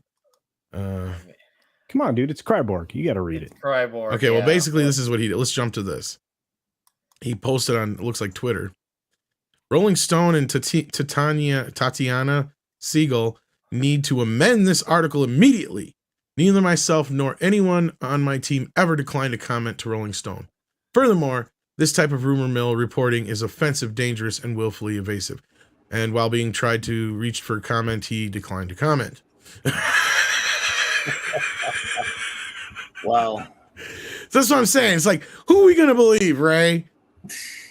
Ray doesn't exactly have a stellar record. You know what I mean? Neither does them. Neither do they. But at the same time, motherfucker gets every opportunity in the world to tell his story and be like, I'm going to tell you my story. I'm going to show you the proof, but not right now. Seriously. When? Between- Soon. Handle the proof, Tom. Between When? Cyborg Soon. and Amber Heard and Ezra Miller, Ben Affleck going to freaking rehab, Zack Snyder being Zack Snyder, it's everyone, and then you had the whole Walter Hamada. Like Warner Bros. Is like the freaking Maury show. Everyone's got drama. Everyone's got drama. It's like they're always like being absolutely shitty people when the camera's off. What the oh, and they all play heroes. What the fuck is this? What kind of world is this where they play heroes? Oh my god. Maybe this is the first time I'm seeing this, so maybe I'm misunderstanding it. But it seems that Ray Fisher, the only thing that he's saying is that he never got an email asking him to comment. In this case, you're probably right. Yeah. When they say that he declined to comment, that's not true because he wasn't given the opportunity. Okay. That's what he's trying to claim. They've turned a headline into, or they've turned a non-issue into a headline. Okay, well, actually, no. I think I know where the confusion comes in here. Yeah. What he's saying is in the Rolling Stone article, he declined to comment, and he's saying, that ain't true. They didn't even ask me. But then in this one, the joke I'm making is Screen Rant reached out to him for comment, and he declined to comment on that. That's the joke I was saying. So, yeah. Okay. And his reason was because of this writer, the article's writer's past error. So he's given the opportunity to speak out why he feels the Rolling Stone article was wrong, besides just that. And he doesn't even take that. He declines to comment. He does the exact same thing so that's why everybody's having a hard time believing him. You're probably right, and it's probably true. Proven to be full of shit. Huh? He's already been proven to be. That's what I'm saying. That's the problem we have here. Like, who do you believe in a story like that? That's what's really complicated. It's just like everyone lies all the time. So it's just like you're like there's no great person. It's kind of like sometimes when you look at elections and they're like, oh, this guy is it about who's better, who's just less shittier. That's what we're at here with these. A lot of it's who's less shittier. Yeah, it's all who's less shittier than who. And poor Michael Keaton's caught in the middle of it all. Yeah. Who has a shorter Dirty Sanchez? What now? I'm still thinking about that. I thought you were gonna go full strawberry shortcake on this. Oh, and look who decides to show up. How you doing, Script? I'm all right. Hey. I was curious if you got a chance to read the Rolling Stone article because I really wanted to get your take on this. I read it in its entirety. So let's hear your take on this, please. Please, the floor is yours, sir. Well, there's some. I mean, I think that there's something truth to the middle of what's going on between the accusations and whatnot. I do know for facts that directors and even production companies do hire public relation firms to sort of get their social media tracking for whatever project they're working on. J.J. Abrams was notorious for this for a Star Trek series. So I can believe that, especially considering the fact that a lot of the PR firms that Warner Brothers has associated with were really like flash in the pan, like one time only or one business quarter long in existence types of firms. And the article references one of those were used to help with the traction of release the Snyder Cut. So yeah, I think there's something in the middle. The only way we're going to get full transparency comes in two things. The first being is that Twitter accurately reports the number of bots they have and then cleanses them out, which probably will never happen in our lifetime. The other part is just take a look at, see if there's any public records available with all the crowdfunded advertising campaigns with regards to supporting the Snyder Cut or releasing the Snyder Cut. The ones that you can find online, like the Give, Send, Go and the Indiegogos and the GoFundMes and whatnots, the average number ranges between 30 and 100 donations from different people for several $1,000s, which means that some people are throwing down like several $100 to support this stuff, which I'm like, tip my hat to them. Like, if you got the disposable income, do it, right? But we don't have any of the other stuff for all the other advertising campaigns. Like we don't know all the exact numbers and how many people donated for the airplane that Sky wrote, released the Snyder Cut, or some of the banners that were thrown around, or all the Times Square and main downtown core digital billboards that were thrown up. Though a lot of those details are not revealed. In some cases, the contractors, the people that accepted the money and the terms of the advertisement were signing to a non-disclosure contract prohibiting them from revealing the details of who paid for those billboards specifically, which is very suspect, because why would anyone want to hide that information? So yeah, I mean, the only thing is that there's a little bit of some suspect stuff with regards to it, but I don't doubt that there are thousands of Snyder fans. If it's to the point where it warrants investigation, like Warner Media had to do this, and the reason we're getting this report now is because Warner Media no longer exists. People who are terminated are finally not beholden to any NDAs, and they can start revealing the stuff that they want to. It's a lot of dirty laundry is going to be coming out about Warner Brothers over the next 5 to 6 years. Mm-hmm. So we'll be seeing some. Oh, I can't wait for the book written about the Justice League. What happened during that? Yeah, I fully expect. I mean, I fully expect that not only that, but we're gonna start getting stuff out of all these studios where they've had a change in leadership. Yeah. That was usually inevitable. I mean, I remember in the late 90s when I was just starting to get into like learning this stuff before I started actually working for some of these places. Anytime there's a regime change within a few months, some of the trades would be talking about, this is the dirty laundry that was happening here. These projects were in the works, and as soon as this guy came in, they canceled all of them, costing hundreds of jobs and development deals, and all because this person didn't like this person from like 1984 from who fired him off a job because he screwed up, and now he's the boss. Well, I mean, I'll use an example because it's going to happen again with Disney. I think we're just starting to see it. I mean, the first shovel of shit went over the wall one way, but I think a dump truck of shit's going to happen the other way. And this is what happened with Eisner, the time between Eisner and Iger. You're going to see that happen there as well, I suspect. But it's more than that. I mean, obviously, Rolling Stone's invested in this. We don't know for what reason. They only get invested in these kinds of things when there's something that they're trying to push narratively that's much broader culturally. So we'll see. They might be doing it to try and deter some information with regards to the Flash and Aquaman. Maybe, but they really, I have a strong sense or a strong feeling that there's going to be we're going to be able to spot it faster this time, I think, but we'll see. Probably. And Gotham Bat, yeah, I like that I don't like, but I would say that yes, I agree that there are a subset of fans that don't really care for Zack himself personally, and don't like Amber, don't like Ezra, don't like Kryborg, but do like the Snyderverse, right? Like, and I think Mike, aka Mexican Iron Man, would probably fall in that region, probably, because again, and you can do both. I think that's the problem with separating the creator from exactly, and that's what got me kicked out of the Collider Facebook group back in the day. Is I refused to bow to this idea that Zack Snyder was a god of some type, right? Like, it just, and those guys did not like that. He's not even a squire to a knight. Well, somebody had posted some image of Zack Snyder as Jesus, and I'd just gotten off an argument with one of the Snyder fans, so just to be a prick, I said this post is sacrilegious, and so it started this huge fucking argument, and I'm the one who ended up getting booted for it, so it doesn't matter, but still. Not that I give a shit. It was it was before, really about the time they went to shit anyway. So, so it didn't matter anyway. But yeah, it was just kind of like, really, I'm the one who got kicked out. Whatever. Lord. Yeah, they're temperamental. But it's funny you said that, Script, because that's pretty much what I said. I said the truth lies somewhere in the middle. Yeah. Absolutely. I mean, I think if we ever get the privilege to.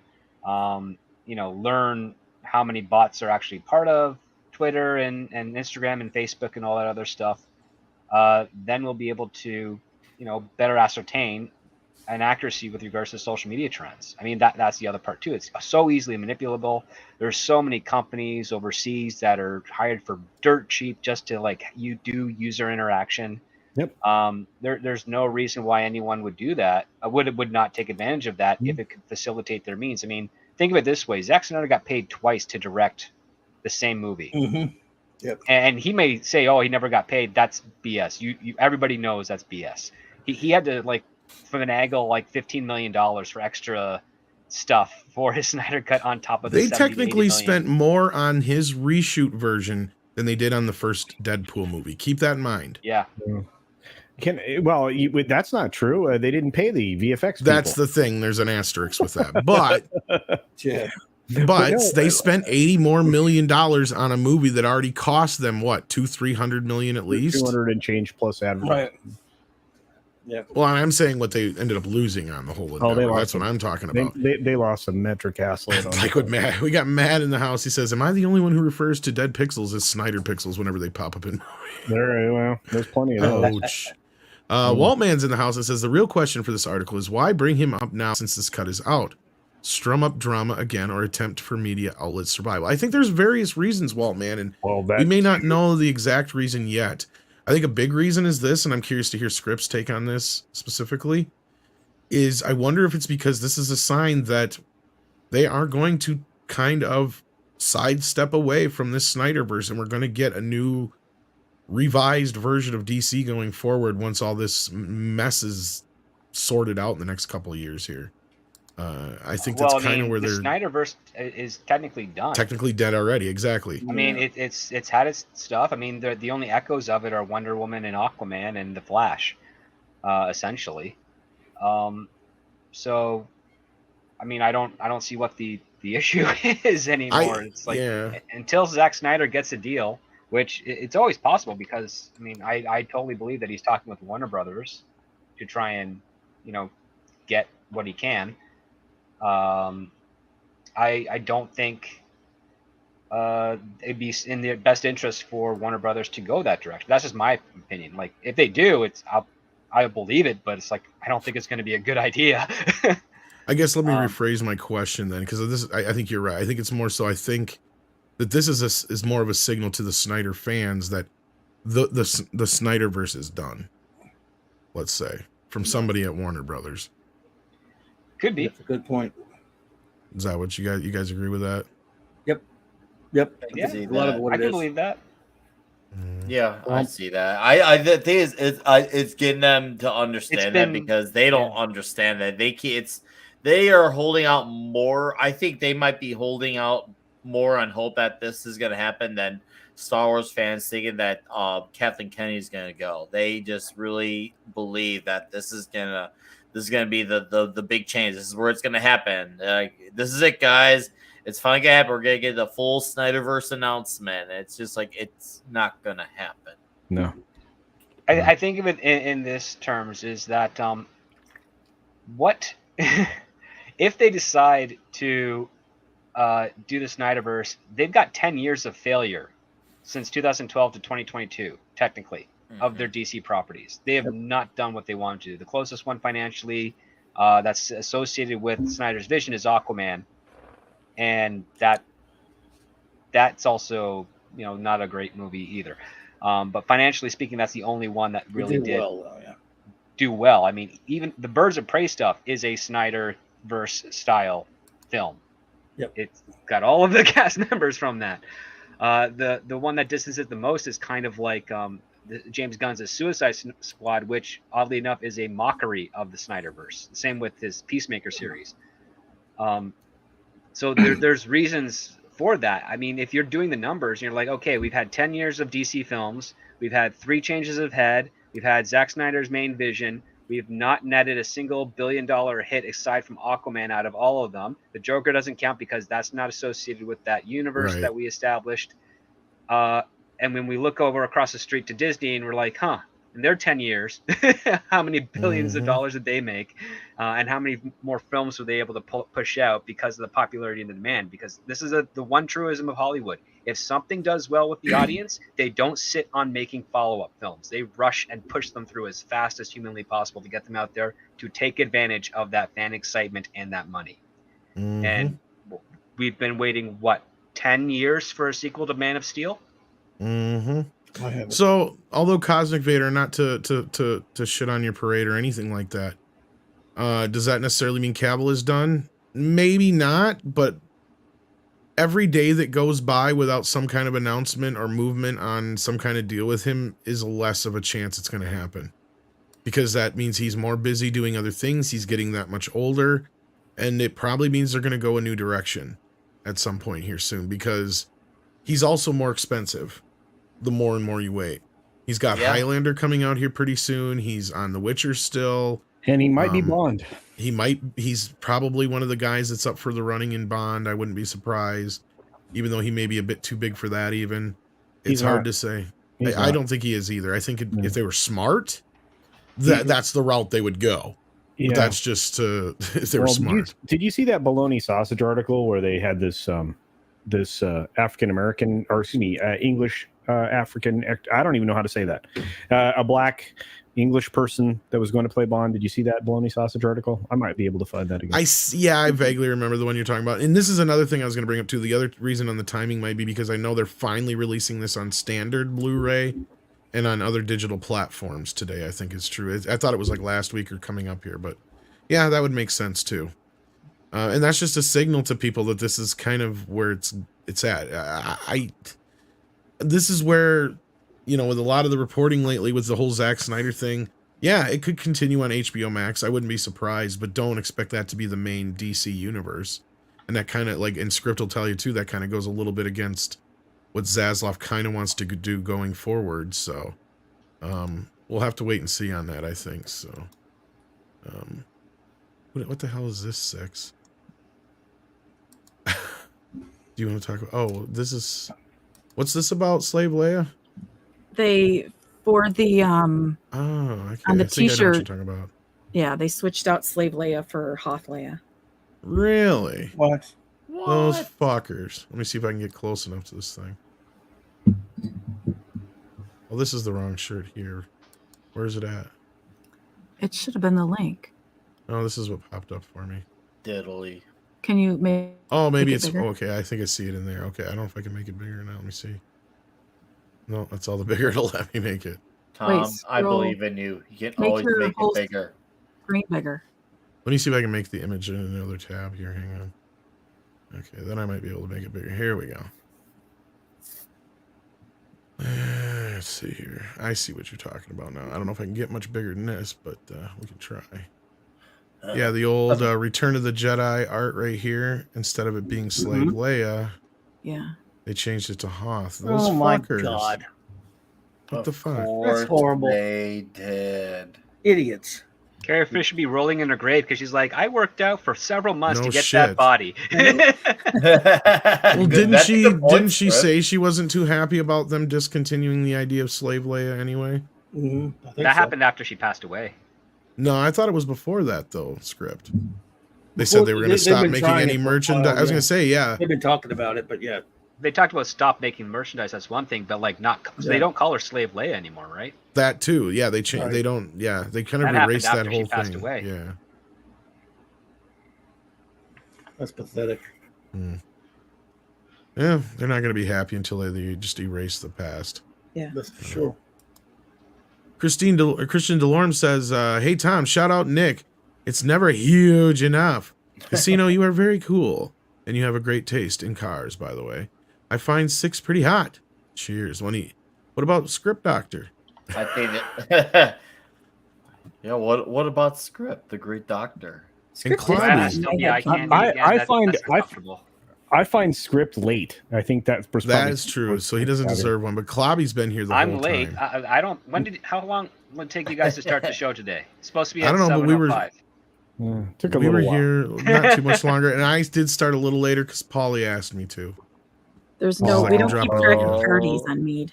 Paulie's a nice kid. I like him. It starts when the show starts. Paulie on? No, he had a video he dropped, so I just gave him a little bit of breathing room there. He asked for, so no, that's cool. I didn't even know he was dropping one, so dropping one. He's dropping a deuce. Dropping a deuce. Well, I did find a quote from Carrie Fisher about the slave being smoking hot. And what'd she say? She said, "This is from Hollywood Report. Reporter like 5 years ago. Fisher also wore the costume on the cover of the August 1983 issue of Rolling Stone magazine, posing on a beach towel to illustrate an interview with George Lucas titled Star Wars Goes on Vacation. The outfit was controversial as soon as it appeared, as it changed to the perception of Leia's character from rebel fighter draped in sexless robes to sex object. Fisher herself criticized it, warning Star Wars The Force Awakens actress Daisy Ridley in Interview magazine, "Don't be a slave like I was. You keep fighting against that slave outfit." Oh God! Something tells me Doesn't that sound was like never her. said. That doesn't sound I feel like her. that That was- does not was sound not like something context. she would say. No, it doesn't at all. Well, does Hollywood Reporter make up quotes? Yes. Yeah. No, but the thing is, if she said that as a joke, That's Like, true. then they're not going to present that in the context because that doesn't facilitate Yeah, the whatever they're wanting. context was. And the one thing that Carrie Fisher does is tell a lot of jokes. She actually had an HBO comedy He special. did. It was great. Brilliant because she talks about how like she turned her ex-husband gay, and Yeah. that's Brian Lord, the head of CAA. Like she's mocking him straight out there, and it's like, yeah, she just does not care. That was so good. What was it? Something drinking. Um, Yeah, something drinking. Oh, it was so good. Or Shit, it's on drinking or HBO something. Max now, or was anyway. I don't know if they still are. She had 2 of them, didn't she? Yeah, She yeah. had 2 but specials. It was. I mean, she was just brilliant. Specials. Just brilliant. She was so proud to be the face of bipolarism for like 2 decades. Yeah. Like just Yeah, lots I of mean- weird twisted jokes. Yeah, I mean, and her mom was cool. I mean, Debbie Reynolds was cool. I mean, she was awesome. She is one of those Hollywood people we're gonna miss forever. Yep. There's not a lot of them anymore, by the way. No. Yeah, if you get a chance to see that special, though, that it's like a stand-up one-woman show special. It she is. did. Yeah, she just It's and brilliant. She just talks. I mean, she's a very funny lady anyway. And she talks about her mom, her experiences, everything. Yeah. Drugs, drinking. Brother. Yeah. Yep. She does this whole family tree with her dad. daughter. She's like, "Am I related to my boyfriend?" She's like, "Well, let's go back and figure this out." Well, a little more context. They asked before they had started date. They wanted to date because they liked each other, but there was so much stepism in the family because of the whole, Eddie Fisher. Eddie Fisher Eddie Fisher. and all that kind of shit. So like they're like, are we related? Because of I think there was some kind of relation because of Elizabeth Taylor between the two. So they were worried that there was some relation down the road. So she just goes through this whole spiel. Wishful drinking. Thank you, Sherry. That's what it was. Wishful drinking. It was Yeah. so good. Yeah, she goes through this whole spiel to get to the end of it. And I'm not going to tell you how it ends because it would ruin the whole point. Oh of no, it. you have to watch it. The You special- have to see it because she just brilliantly goes through this whole thing. And it's a like a 90-minute stand-up special or something like that. May not even be 90 minutes, but it was on HBO Max. If it is, I can't recommend it enough still. You You should can check probably it out. find it on YouTube. It might be on YouTube. Yeah, that would be the one that she does in front of the couch. Yep. She sits on the couch through most of it, actually. Yeah. Okay, I found the original source of that interview, and while it's not taking out of context, it's Okay. it's a fun, hilarious interview that Carrie Fisher does with Daisy Ridley. So, I she always was thought she embraced the role. Yeah. She did. Yeah, she even like Xeroxed her breasts on the day that the top kept on falling off, and just handed it out to everybody because she's sick and tired of them all trying to grab a peek. Well, not only that, remember she joked about the gaffing tape. She's like, in space there is no underwear, but there is gaffing tape. Yeah. And she's like, every day I had to put that shit on to tape myself down, and I'm like, we should do a do a raffle at the end of the day and see which crew member gets to remove my tape.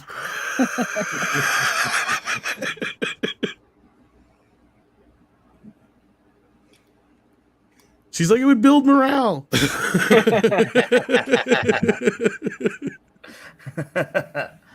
Oh, Carrie. And this was, she was 19, 20 years old when she did this shit, right? So she didn't give a fuck. No. Yes, it is on HBO. Thank you so much, Sherry. Even on Hulu as well, and Amazon. And Amazon, I wonder if you'd have to rent it though. But yeah. But thank you for that, Sherry. But no, that's a great bit there. She will be fucking missed. Damn, they just don't make them like her or a lot of them anymore. Like Carlin and all that shit. Just I hate it. No, We they need don't. that. Indeed. I should have a Slave Leia poster somewhere. You should. And you I should- do it have should be one. a- No, it I should do be a- actually have It one. should be a I do. backdrop. It should be a If I had a backdrop. Slave Leia poster, it'd be her choking Jabba the Hutt. It No, has to be it's an that- action scene. It's that classic one that came out where she's like just laying on her side. It was So a good. Yeah, underneath Jabba glamour the Hutt. pose. No, actually, I don't that's think who's in the Jabba's back. in it. Script wants No, to I think show it was a you. glamour pose, Yeah. actually. Yeah, it was just a side shot. Yeah. And what's funny is it's very similar to the pose when she's introduced to Luke Skywalker, where she's laying on the bed in the It is cell. that exact same pose, I believe. Yep. And so, yeah, I mean, I always thought this is beautifully linked. Oh, to this the is it first right one. here. Yeah. She's on the pillows, but she doesn't have Jabba behind her. Well, I can't see it because it's not. I'm bringing it up right now. Oh, yeah, share it, dude. What are you doing? I'm getting there. It takes Talking a lot before of. you share. Yeah, here we go. So this is the one. This is what my poster looks like. Oh, okay. Oh, that's the Nice. other way. I remember that one. She is. She was one of a kind. I'm That's sorry. perfect. And then there was a rising in the chat. There's a bunch of boing.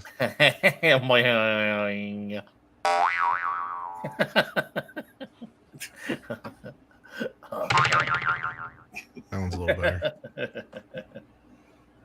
That Damn sounds it, like a Beavis. ghost out.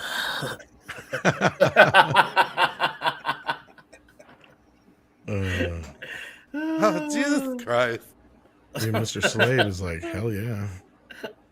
I've never been more excited to be a slave.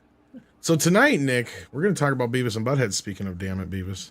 Dude, I'm Beavis so and excited. Butthead do America. Woo! Attention. We are looking for the chick with big boobs. We are ready now, now. ready to big boob now. And then all of Congress starts laughing. I love that I love scene that so movie. much. Give us the unit. Why does everybody want to see my schlong? I just like the ATF agent. All he wants to do is just give people cavity searches. I'm talking Roto-Rooter. Don't stop I'm till you talking feel the back of his gums. That's what's his face from Airplane and Unsolved Mysteries and shit. What's his name? Robert Stack. Robert Stack. Yes, and he's Robert brilliant Stack. in that. I love him in that. Yeah. And then his assistant Burke is Greg what's his Greg Kinnear. Yeah, Boring. I love that. Get out of the cockpit. He said, "No." Oh, movie's fantastic. Oh, I know. So yeah, it's gonna be Toxic Tuesday for tonight. No, it's Beavis and not Butthead to here. America. It's the 50th episode on top of it. So this one is gonna be a huge one tonight. We gotta Got make Cloris this one huge. Leachman in there. Yeah. There With so David many Letterman slots, you won't know had, what to do with them. Uncredited role. Yeah. Actually, he took So- it was his one of his monikers that he's Yes, credited as. he Yeah. did. Yes, 6. We are going to a glory hole tonight. But they never did credit Beavis's dad, and I think Script and I have the same theory that it is Paul Schaefer. It Yeah, does kind of Because Paul sound Schaefer like does sound like a Beavis, just with a Yeah, slightly he higher kind of looks pitch like tone. Beavis. It wasn't Mike Judge. Yeah, That well, was Mike his Judge dad? does. No, in the movie, it's actually David Letterman. Oh, okay. You didn't know that? Yeah, no, it's David Letterman. That, I haven't seen that movie. yeah, no, he's like, yeah, we went to this shithole called Highland Okay, once. that's right, yeah. Yeah, that's David Letterman. Yeah, Oh, great. yeah, we had these two sluts. I did both of them at the same time. You did two sluts at the same time? I wonder if these chicks are still living there. Ooh. That was fantastic. That's Yeah, I did them too. No, you didn't. I did both of them. Oh, I can't wait. It's, You guys want to see something cool? A mushroom cloud in a fire pit, man. That's, Fire!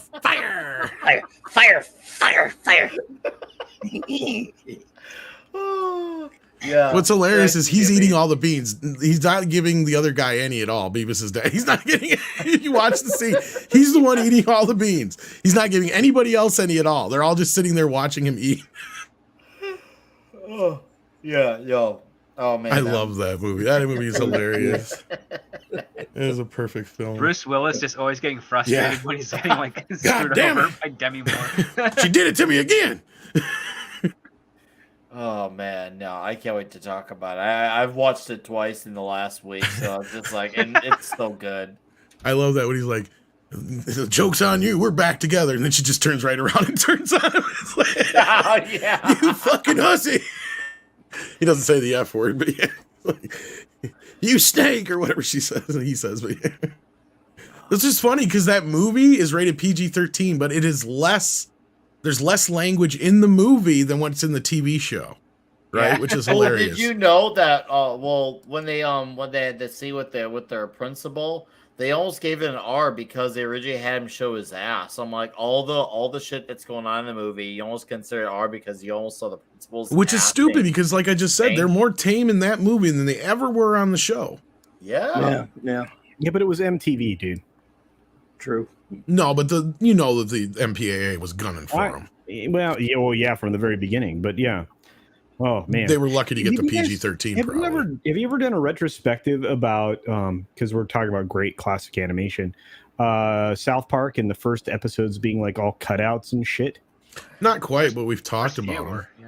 That's bananas, man. I don't Definitely think gotta most do a people South know Park that. one, bigger, I mean, longer. that was like, Actually, we were just talking about it the other day because Paulie actually worked at the facility where the original tapes leaked out of. where they did the paper art and everything. It was Yeah, crazy. where they did the original thing. Because if you guys remember, like before, there was internet, but it wasn't to the extent we have now. The original South Park shorts passed around on VHS. They did. And that's where they had gotten snuck out because these guys saw what they were doing and they thought it was hilarious. And they It is made a bunch of hysterical. copies for their friends. Then they made some copies. And then they made some. copies, and so on, and so on. And so Original on. commercial. Thank you. That was an 80s commercial, ladies and gentlemen. Yes. Actually, it was more like from Wayne's World, but yeah. No. Was That he making fun of a commercial in that bit Yeah. too? I can't even remember now. It's it been was so from long. way back, man. God. Yeah, it was a chick commercial too, if I remember correct. 6, are you old enough to know that? Probably not. She's only like 27 or something. Ancient What? Chinese secret. Old enough to know what? The And reference to that so on commercial. and so on. and so commercial. on. And then she They told two two friends. friends. Did she and- tell two friends? Oh yeah, that's and right. So on, No, and so on. And so on. Oh, that was right. Yeah, because then he goes because that whole bit is the whole bunch of commercial shit. Because then he jumps to the Calgon bit. It Yeah, does. yeah. Yeah. Calgon, take me. Take away. me How do you get my white so white? We need That's more an ancient Calgon. Chinese secret. Take it away. We need more Calgon. Ancient Chinese secret, huh? Old commercials, you're soaking in it. Exactly. Wayne's World's coming to 4K. I'm so happy about that. Oh yeah. Nicholas Horton, send us a super sticker. It is. Oh, I changed the channel, so I can't see what it is. Fuck. So I went back to look to make sure we didn't miss any other super chats. It's a Shiba dog saying bye bye. Aw, are you leaving, Nicholas? Well, thank you for being here. Yeah, we're gonna probably wrap up here pretty soon. He had one from D-Bud as well. I don't know if you read that or not. What's that? One from D-Bud. Oh, we did. Oh, did you? I don't know if you Yeah, got I think we did. I D-Bud. saw one earlier. Unless Oh. you didn't You've know I got it already. starred. Oh, But you got that's one right. We already. do have 2-starred. Yes, thank you. I For can only reminding me. tell him about them, folks. I can't make him read Yeah, them. I was. Yeah, I gotta just give you the thing. I'm supposed to be able to make I don't know how to do the thingy yet, but Mike's. I'm gonna show me. I'm actually a producer on this channel. and you're now. not doing shit.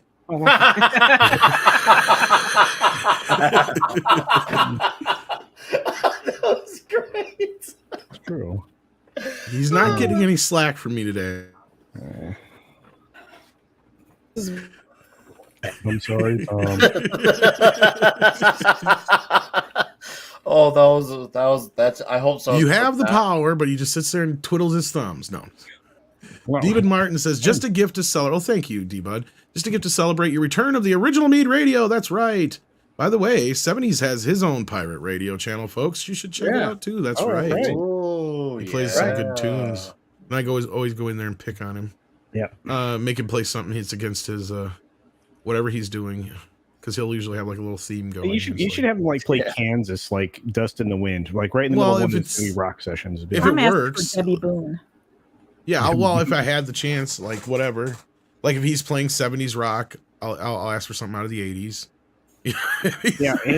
If he's playing only like British rock, I'll definitely ask for like some American rock. That's when I'd be like, play some Dust in the Wind. And shit. 32, Nick, why are you doing this? No, because it was, I can never stop laughing at Cryborg. Remember when there was supposed to be a Cryborg movie? Yes. Anyone? And I think that's part of the reason why he's Cryborging, is he's not getting his movie anymore. Cryborging. And if there was a chance, he done fuck that. And the moment's gone. Funny, has he made any movies since then? I think he had one. He did like a TV show or something. Yeah, he did a TV show, and now he's playing the character of Blood Axe in the Rebel Moon 2-part series. But nothing which of is basically real. just a ripoff of Magnificent Seven in space. So nothing of consequence. That's what I'm Zack saying. Snyder's thing. Yeah, there you go. Exactly. Like I was gonna say, like as far as like considering he was just in a huge superhero franchise, he didn't get shit. Yeah, out of that. So that's what you do. You fucked yourself. Yeah. Yepper. Well, somebody's got to do it. That was good, 6. This is true. Of course, I don't think he'd have a problem getting the ladies or the men for that matter. No. So, True. but, I guess that's just some self-destructiveness. Well, until they see him get all soy out and crying, and then they're like, "Oh, never mind. I thought you were gonna be like this hyper manly man. Now I see you crying over about people on the internet. Never mind. Like I can imagine like some dude who like probably gay friends just like already, and all of a sudden he sees him crying on the internet. It's like, oh, never mind. I thought we were gonna have a hot night here. I'm getting the fuck out of here. You know what? I had a boyfriend take me to have my cat euthanized. This was forever ago, and he cried harder than I did, and it really kind of stunned me out of my own grief because I was like, "Excuse me, why are you making it about you?" Wow. And I never fucked him again. I never fucked him. I really lost a lot of respect for him because I was just gonna say that you didn't even know my cat. Wow. That's that is you know what? Some people just feel harder than others. Sis. They do, but I know. No, I'm with 6 on this one. Cool. I'm glad she never fucked him again. Goddamn right. He was supposed to be there for me, and he ended. Exactly. Like that's some soy ass shit. Yeah, but you don't know that he wasn't there for you. Fucking A culture. Come on. I'm being empathetic. You're being pathetic. Just like her ex. Men are supposed to be the strong ones. Sure. That's where, yes, 6 is right. He should have been there going, yes, the kitty will be missed. We had many great nights with the kitty while he's patting her on his shoulder and she's crying and sobbing. Better fall apart, but see, this is what 6 was preparing to be a sobby woman mess. And he didn't allow that to happen for her. Well, my animals died. That's what I'm saying. Well, and you're rightfully, that's what I'm saying. You were supposed to be in there just completely buckled over in emotional turbulence, and he was supposed to be your arc to lift you up out of the depths. Mm-hmm. Instead, you were sitting there holding his penis while he was taking a piss. Whoa. So from that point on. That was the last time I ever took anybody with me to have an animal euthanized. That's I always do it on my own. Probably better off just doing it with a friend. Right. Well, I was gonna say like it's just a friend, not a I don't know, maybe. He stole her grief. He did. That's stolen grief. That is totally stolen grief. Was strong with him, and he was a police detective too.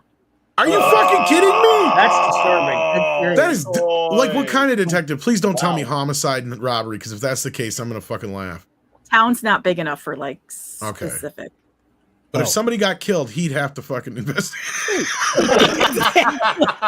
He'd probably be crying. Yes, he'd be crying at every crime scene. It's so horrible. 6, you live in the sticks? Not the sticks, but like no, but I get what she's saying. Like we don't even have, from the town that I was born in, there like if we have to have an investigation, the county will have a detective come in. Right? I mean, like that's how small it is. So. Yeah. I mean, I could probably like we've had like less murders and like stuff like that, like to where like most of the time if somebody dies, it's because they did something fucking stupid. So you don't let Andy and Barney investigate it. They have to bring somebody in from Mount Pilot. Pretty much. That's about it. I mean, well, and that's the thing is we have had, and actually, there's one cop where we are now who is actually, I think he's part of the county or whatever, to where he does. That's what he does. Then, if something happens like that, then he just automatically comes in as the detective then, and to figure out the case. Because the closest thing we had to a murder around here in the last 10 years is we had 2 incidences. There was a guy who was shot through his window, and they determined it was a hunting accident, basically. So that was one thing, and that was a big investigation because they thought it was a murder at first. But then they found out it was just a complete accident. The guy was shooting at something on the way over. There might be like 2 houses down or whatever, and it just accidentally come through or whatever, you know.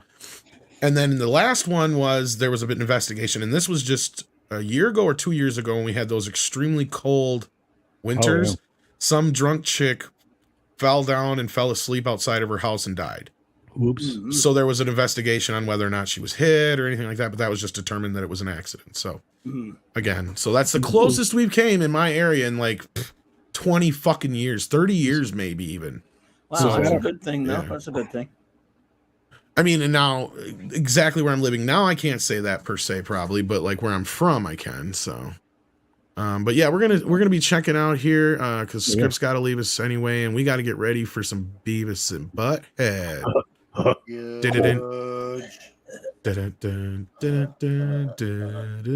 Well, I hope you have fun doing the universe.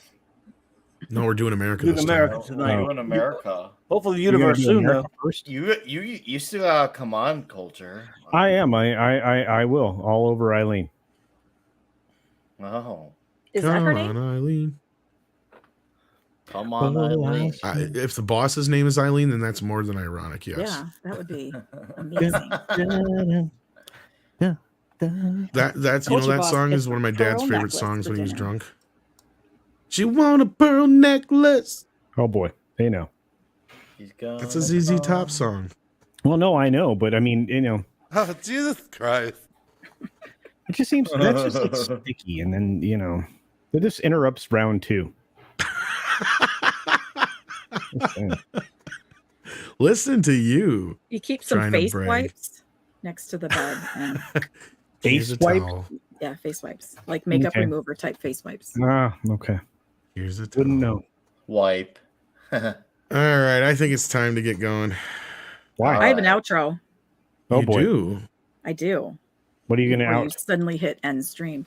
Our good friend, most of us I'm sure know her. It's Courtney's Fellowship of Yeah. Oddballs. Mhm. She is she's struggling with an autoimmune disease. She is struggling trying to get her disability going, and she's got a PayPal link that I'll post it in the chat.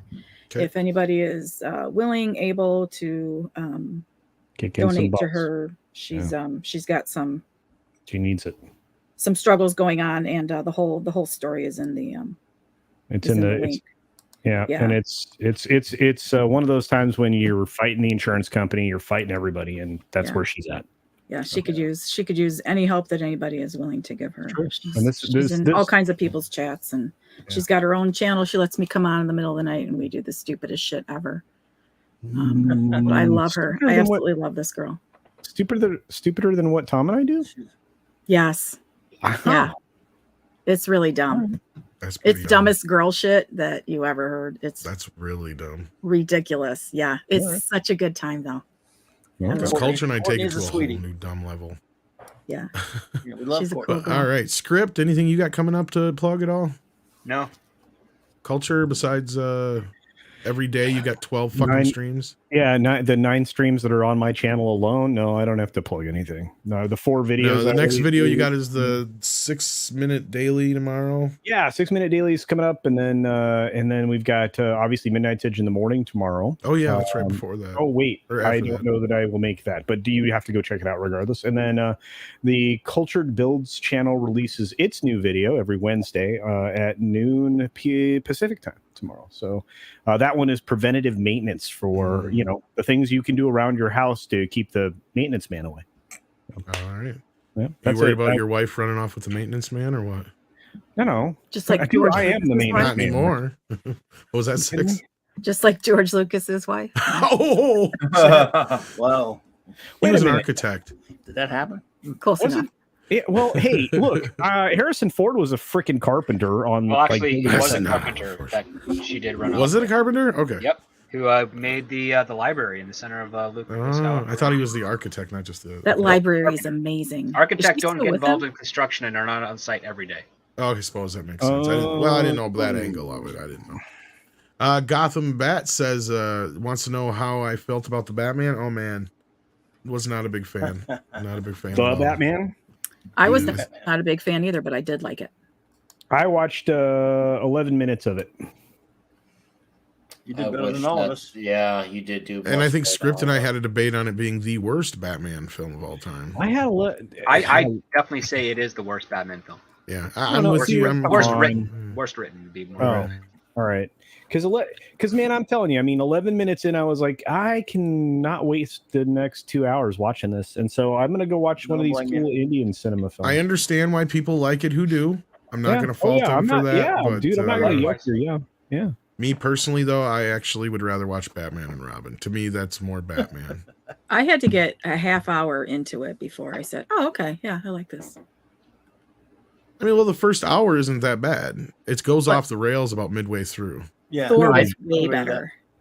Wait a minute. That I can't argue with. So, Yeah. there you but go. again, like, I mean, as much as it sounded like I hated Thor, I just said it was middle of the road at best. Which Thor? Klobby, I know you got some shows coming up. You always do. And for the record, I did hate Thor. But anyway, well, at least that last one. Well, let's see. Wild card tomorrow night, Thursday night. Raquel and Mark and I for the clubhouse, all at 9, same Klobby time, 9 p.m. And Saturday night Star Trek this week, beginning with Deep Space Nine. Reviewing. I should 4 almost episodes watch a that week. show with you. It's good, You man. should. Deep Throat 9 is very good. It's we're so happy to I get got to to that. get caught up on What? TNG It again. was a though. slog getting through TNG. I got to tell you, going back through that, I mean, it has some great ones, but it has a lot of bad stuff. I think the show does not hold up all that well. It does got a lot of. It's Year 4, Klobby, right? Year 4 is where it starts to get like, ugh. maybe 5, maybe certainly in 6, Oh, and for 7. sure. But even in some of those good seasons, there's a clunker here and there because of the way television was written back then. Like A lot of 3 or LA 4 law. episodes. Yeah, like every 3rd or 4th episode. I you'd be thought like, the oh. turning point was kind of in between that one season where they thought Stewart was going to leave. Was it? Yes, well, he almost left. Was it Best of Both Worlds or Yeah, whatever? What was the He name of almost it? Yeah. left. Yeah, that was it. You know, Yeah. had he left, would we be suffering TDS right now? No. No, he just. A lot of people think the show that, and that's why I say that, because I've seen people talk about where they think that that's where the show could have, like, that's where it goes off Right. the rails, and they think it would have been better if he would have left. I hear a lot of I people. think That's their would have opinion. been more interesting, probably. But Jonathan Frakes would have been a Cal would great. agree with that. That's what they were saying. Is like, yeah, that was the time for him to step up and take Yeah. captain role. Yeah. Yeah. Yeah. And I think that would have been a nice natural transition point. And I think, like I said, I mean, I think that Stewart would have gone on to do more other roles. Maybe he would have been even more prominent than he was. But who knows? Like I said, I mean, it was strange. But again, that's just my opinion, and I'm a Star Was Trek. it Doctor Strange? But DS9, however, is a great run. Oh, A yeah, great man. time. Are you kidding? It doesn't even have to. You don't have to wait for like seasons for it to get good. The way you do with Yeah, and it's not Janeway. TNG. Maybe I'll try and It's watch not with you Janeway. guys. We're gonna do them all. Please It's do. not yeah. Janeway, dude. We're Stay away from Janeway if you can. Just All gonna do it right. all. We're doing 66-05, so we're gonna do it all. Klobby, Real Trek. really? Why not? That's the mission. To review All all right. of real Star Trek. What's wrong with that? Well, Won't be And easy. then- At least we get Deep Space Nine. That'll be fun for a while. A whole Okay. year. And then Nick, well, we all know what Nick's up to. In about 40 minutes, we've got Oh Toxic yeah. Tuesday with Beavis and Butthead Do America. And then I might anything be else listening. you want to plug? I'd be Yes, listening. sir. I've got a few videos coming out this week. Comic Shop Talk will be not happening this Friday night, but we will be back next week as we will be talking the original Nova run from the comic books. That's gonna be fun. Can't wait. Yes, that's me. That's me, Blast. And of course, you can find me here on Midnight's Edge After Dark, yelling at Park Card of the Comic Division and the Dix Division. Long, hard, and strong. And Chad, thank you for being here and hanging out with us. It's been a nice chat talking about all things crazy Zacky Snyder to Rocky Balboa. So, Tom, thank you for having me, sir. I'll see all of you, or at least as maybe as possible, in less than 40 minutes for the 50th episode of Yeah. Toxic Tuesday. Dude, you're killing it, man. Keep going. you. man. Thank you. And with I love that, perseverance, baby. That wins the day. Oh, wait. If you're not subscribed to me, please consider doing so. I am like 40 people away from 4K. Still? What I was about bots? 30 people away from Would you 4K. sell with last bots? night. Would you sell You with fucked bots? up somewheres. No, YouTube hacked No, you away. fucked It it was up. like, I was like, wait, I just got a bunch of people. Wait, I just lost a bunch of people. I was like, that's good what you God. did. All right, let's get the hell out of here. Love you guys. Night, everybody. Karate with infinite patience. You and I are rare people Bye. indeed. Bye. Good night. Good night. This sucks. Yeah, me.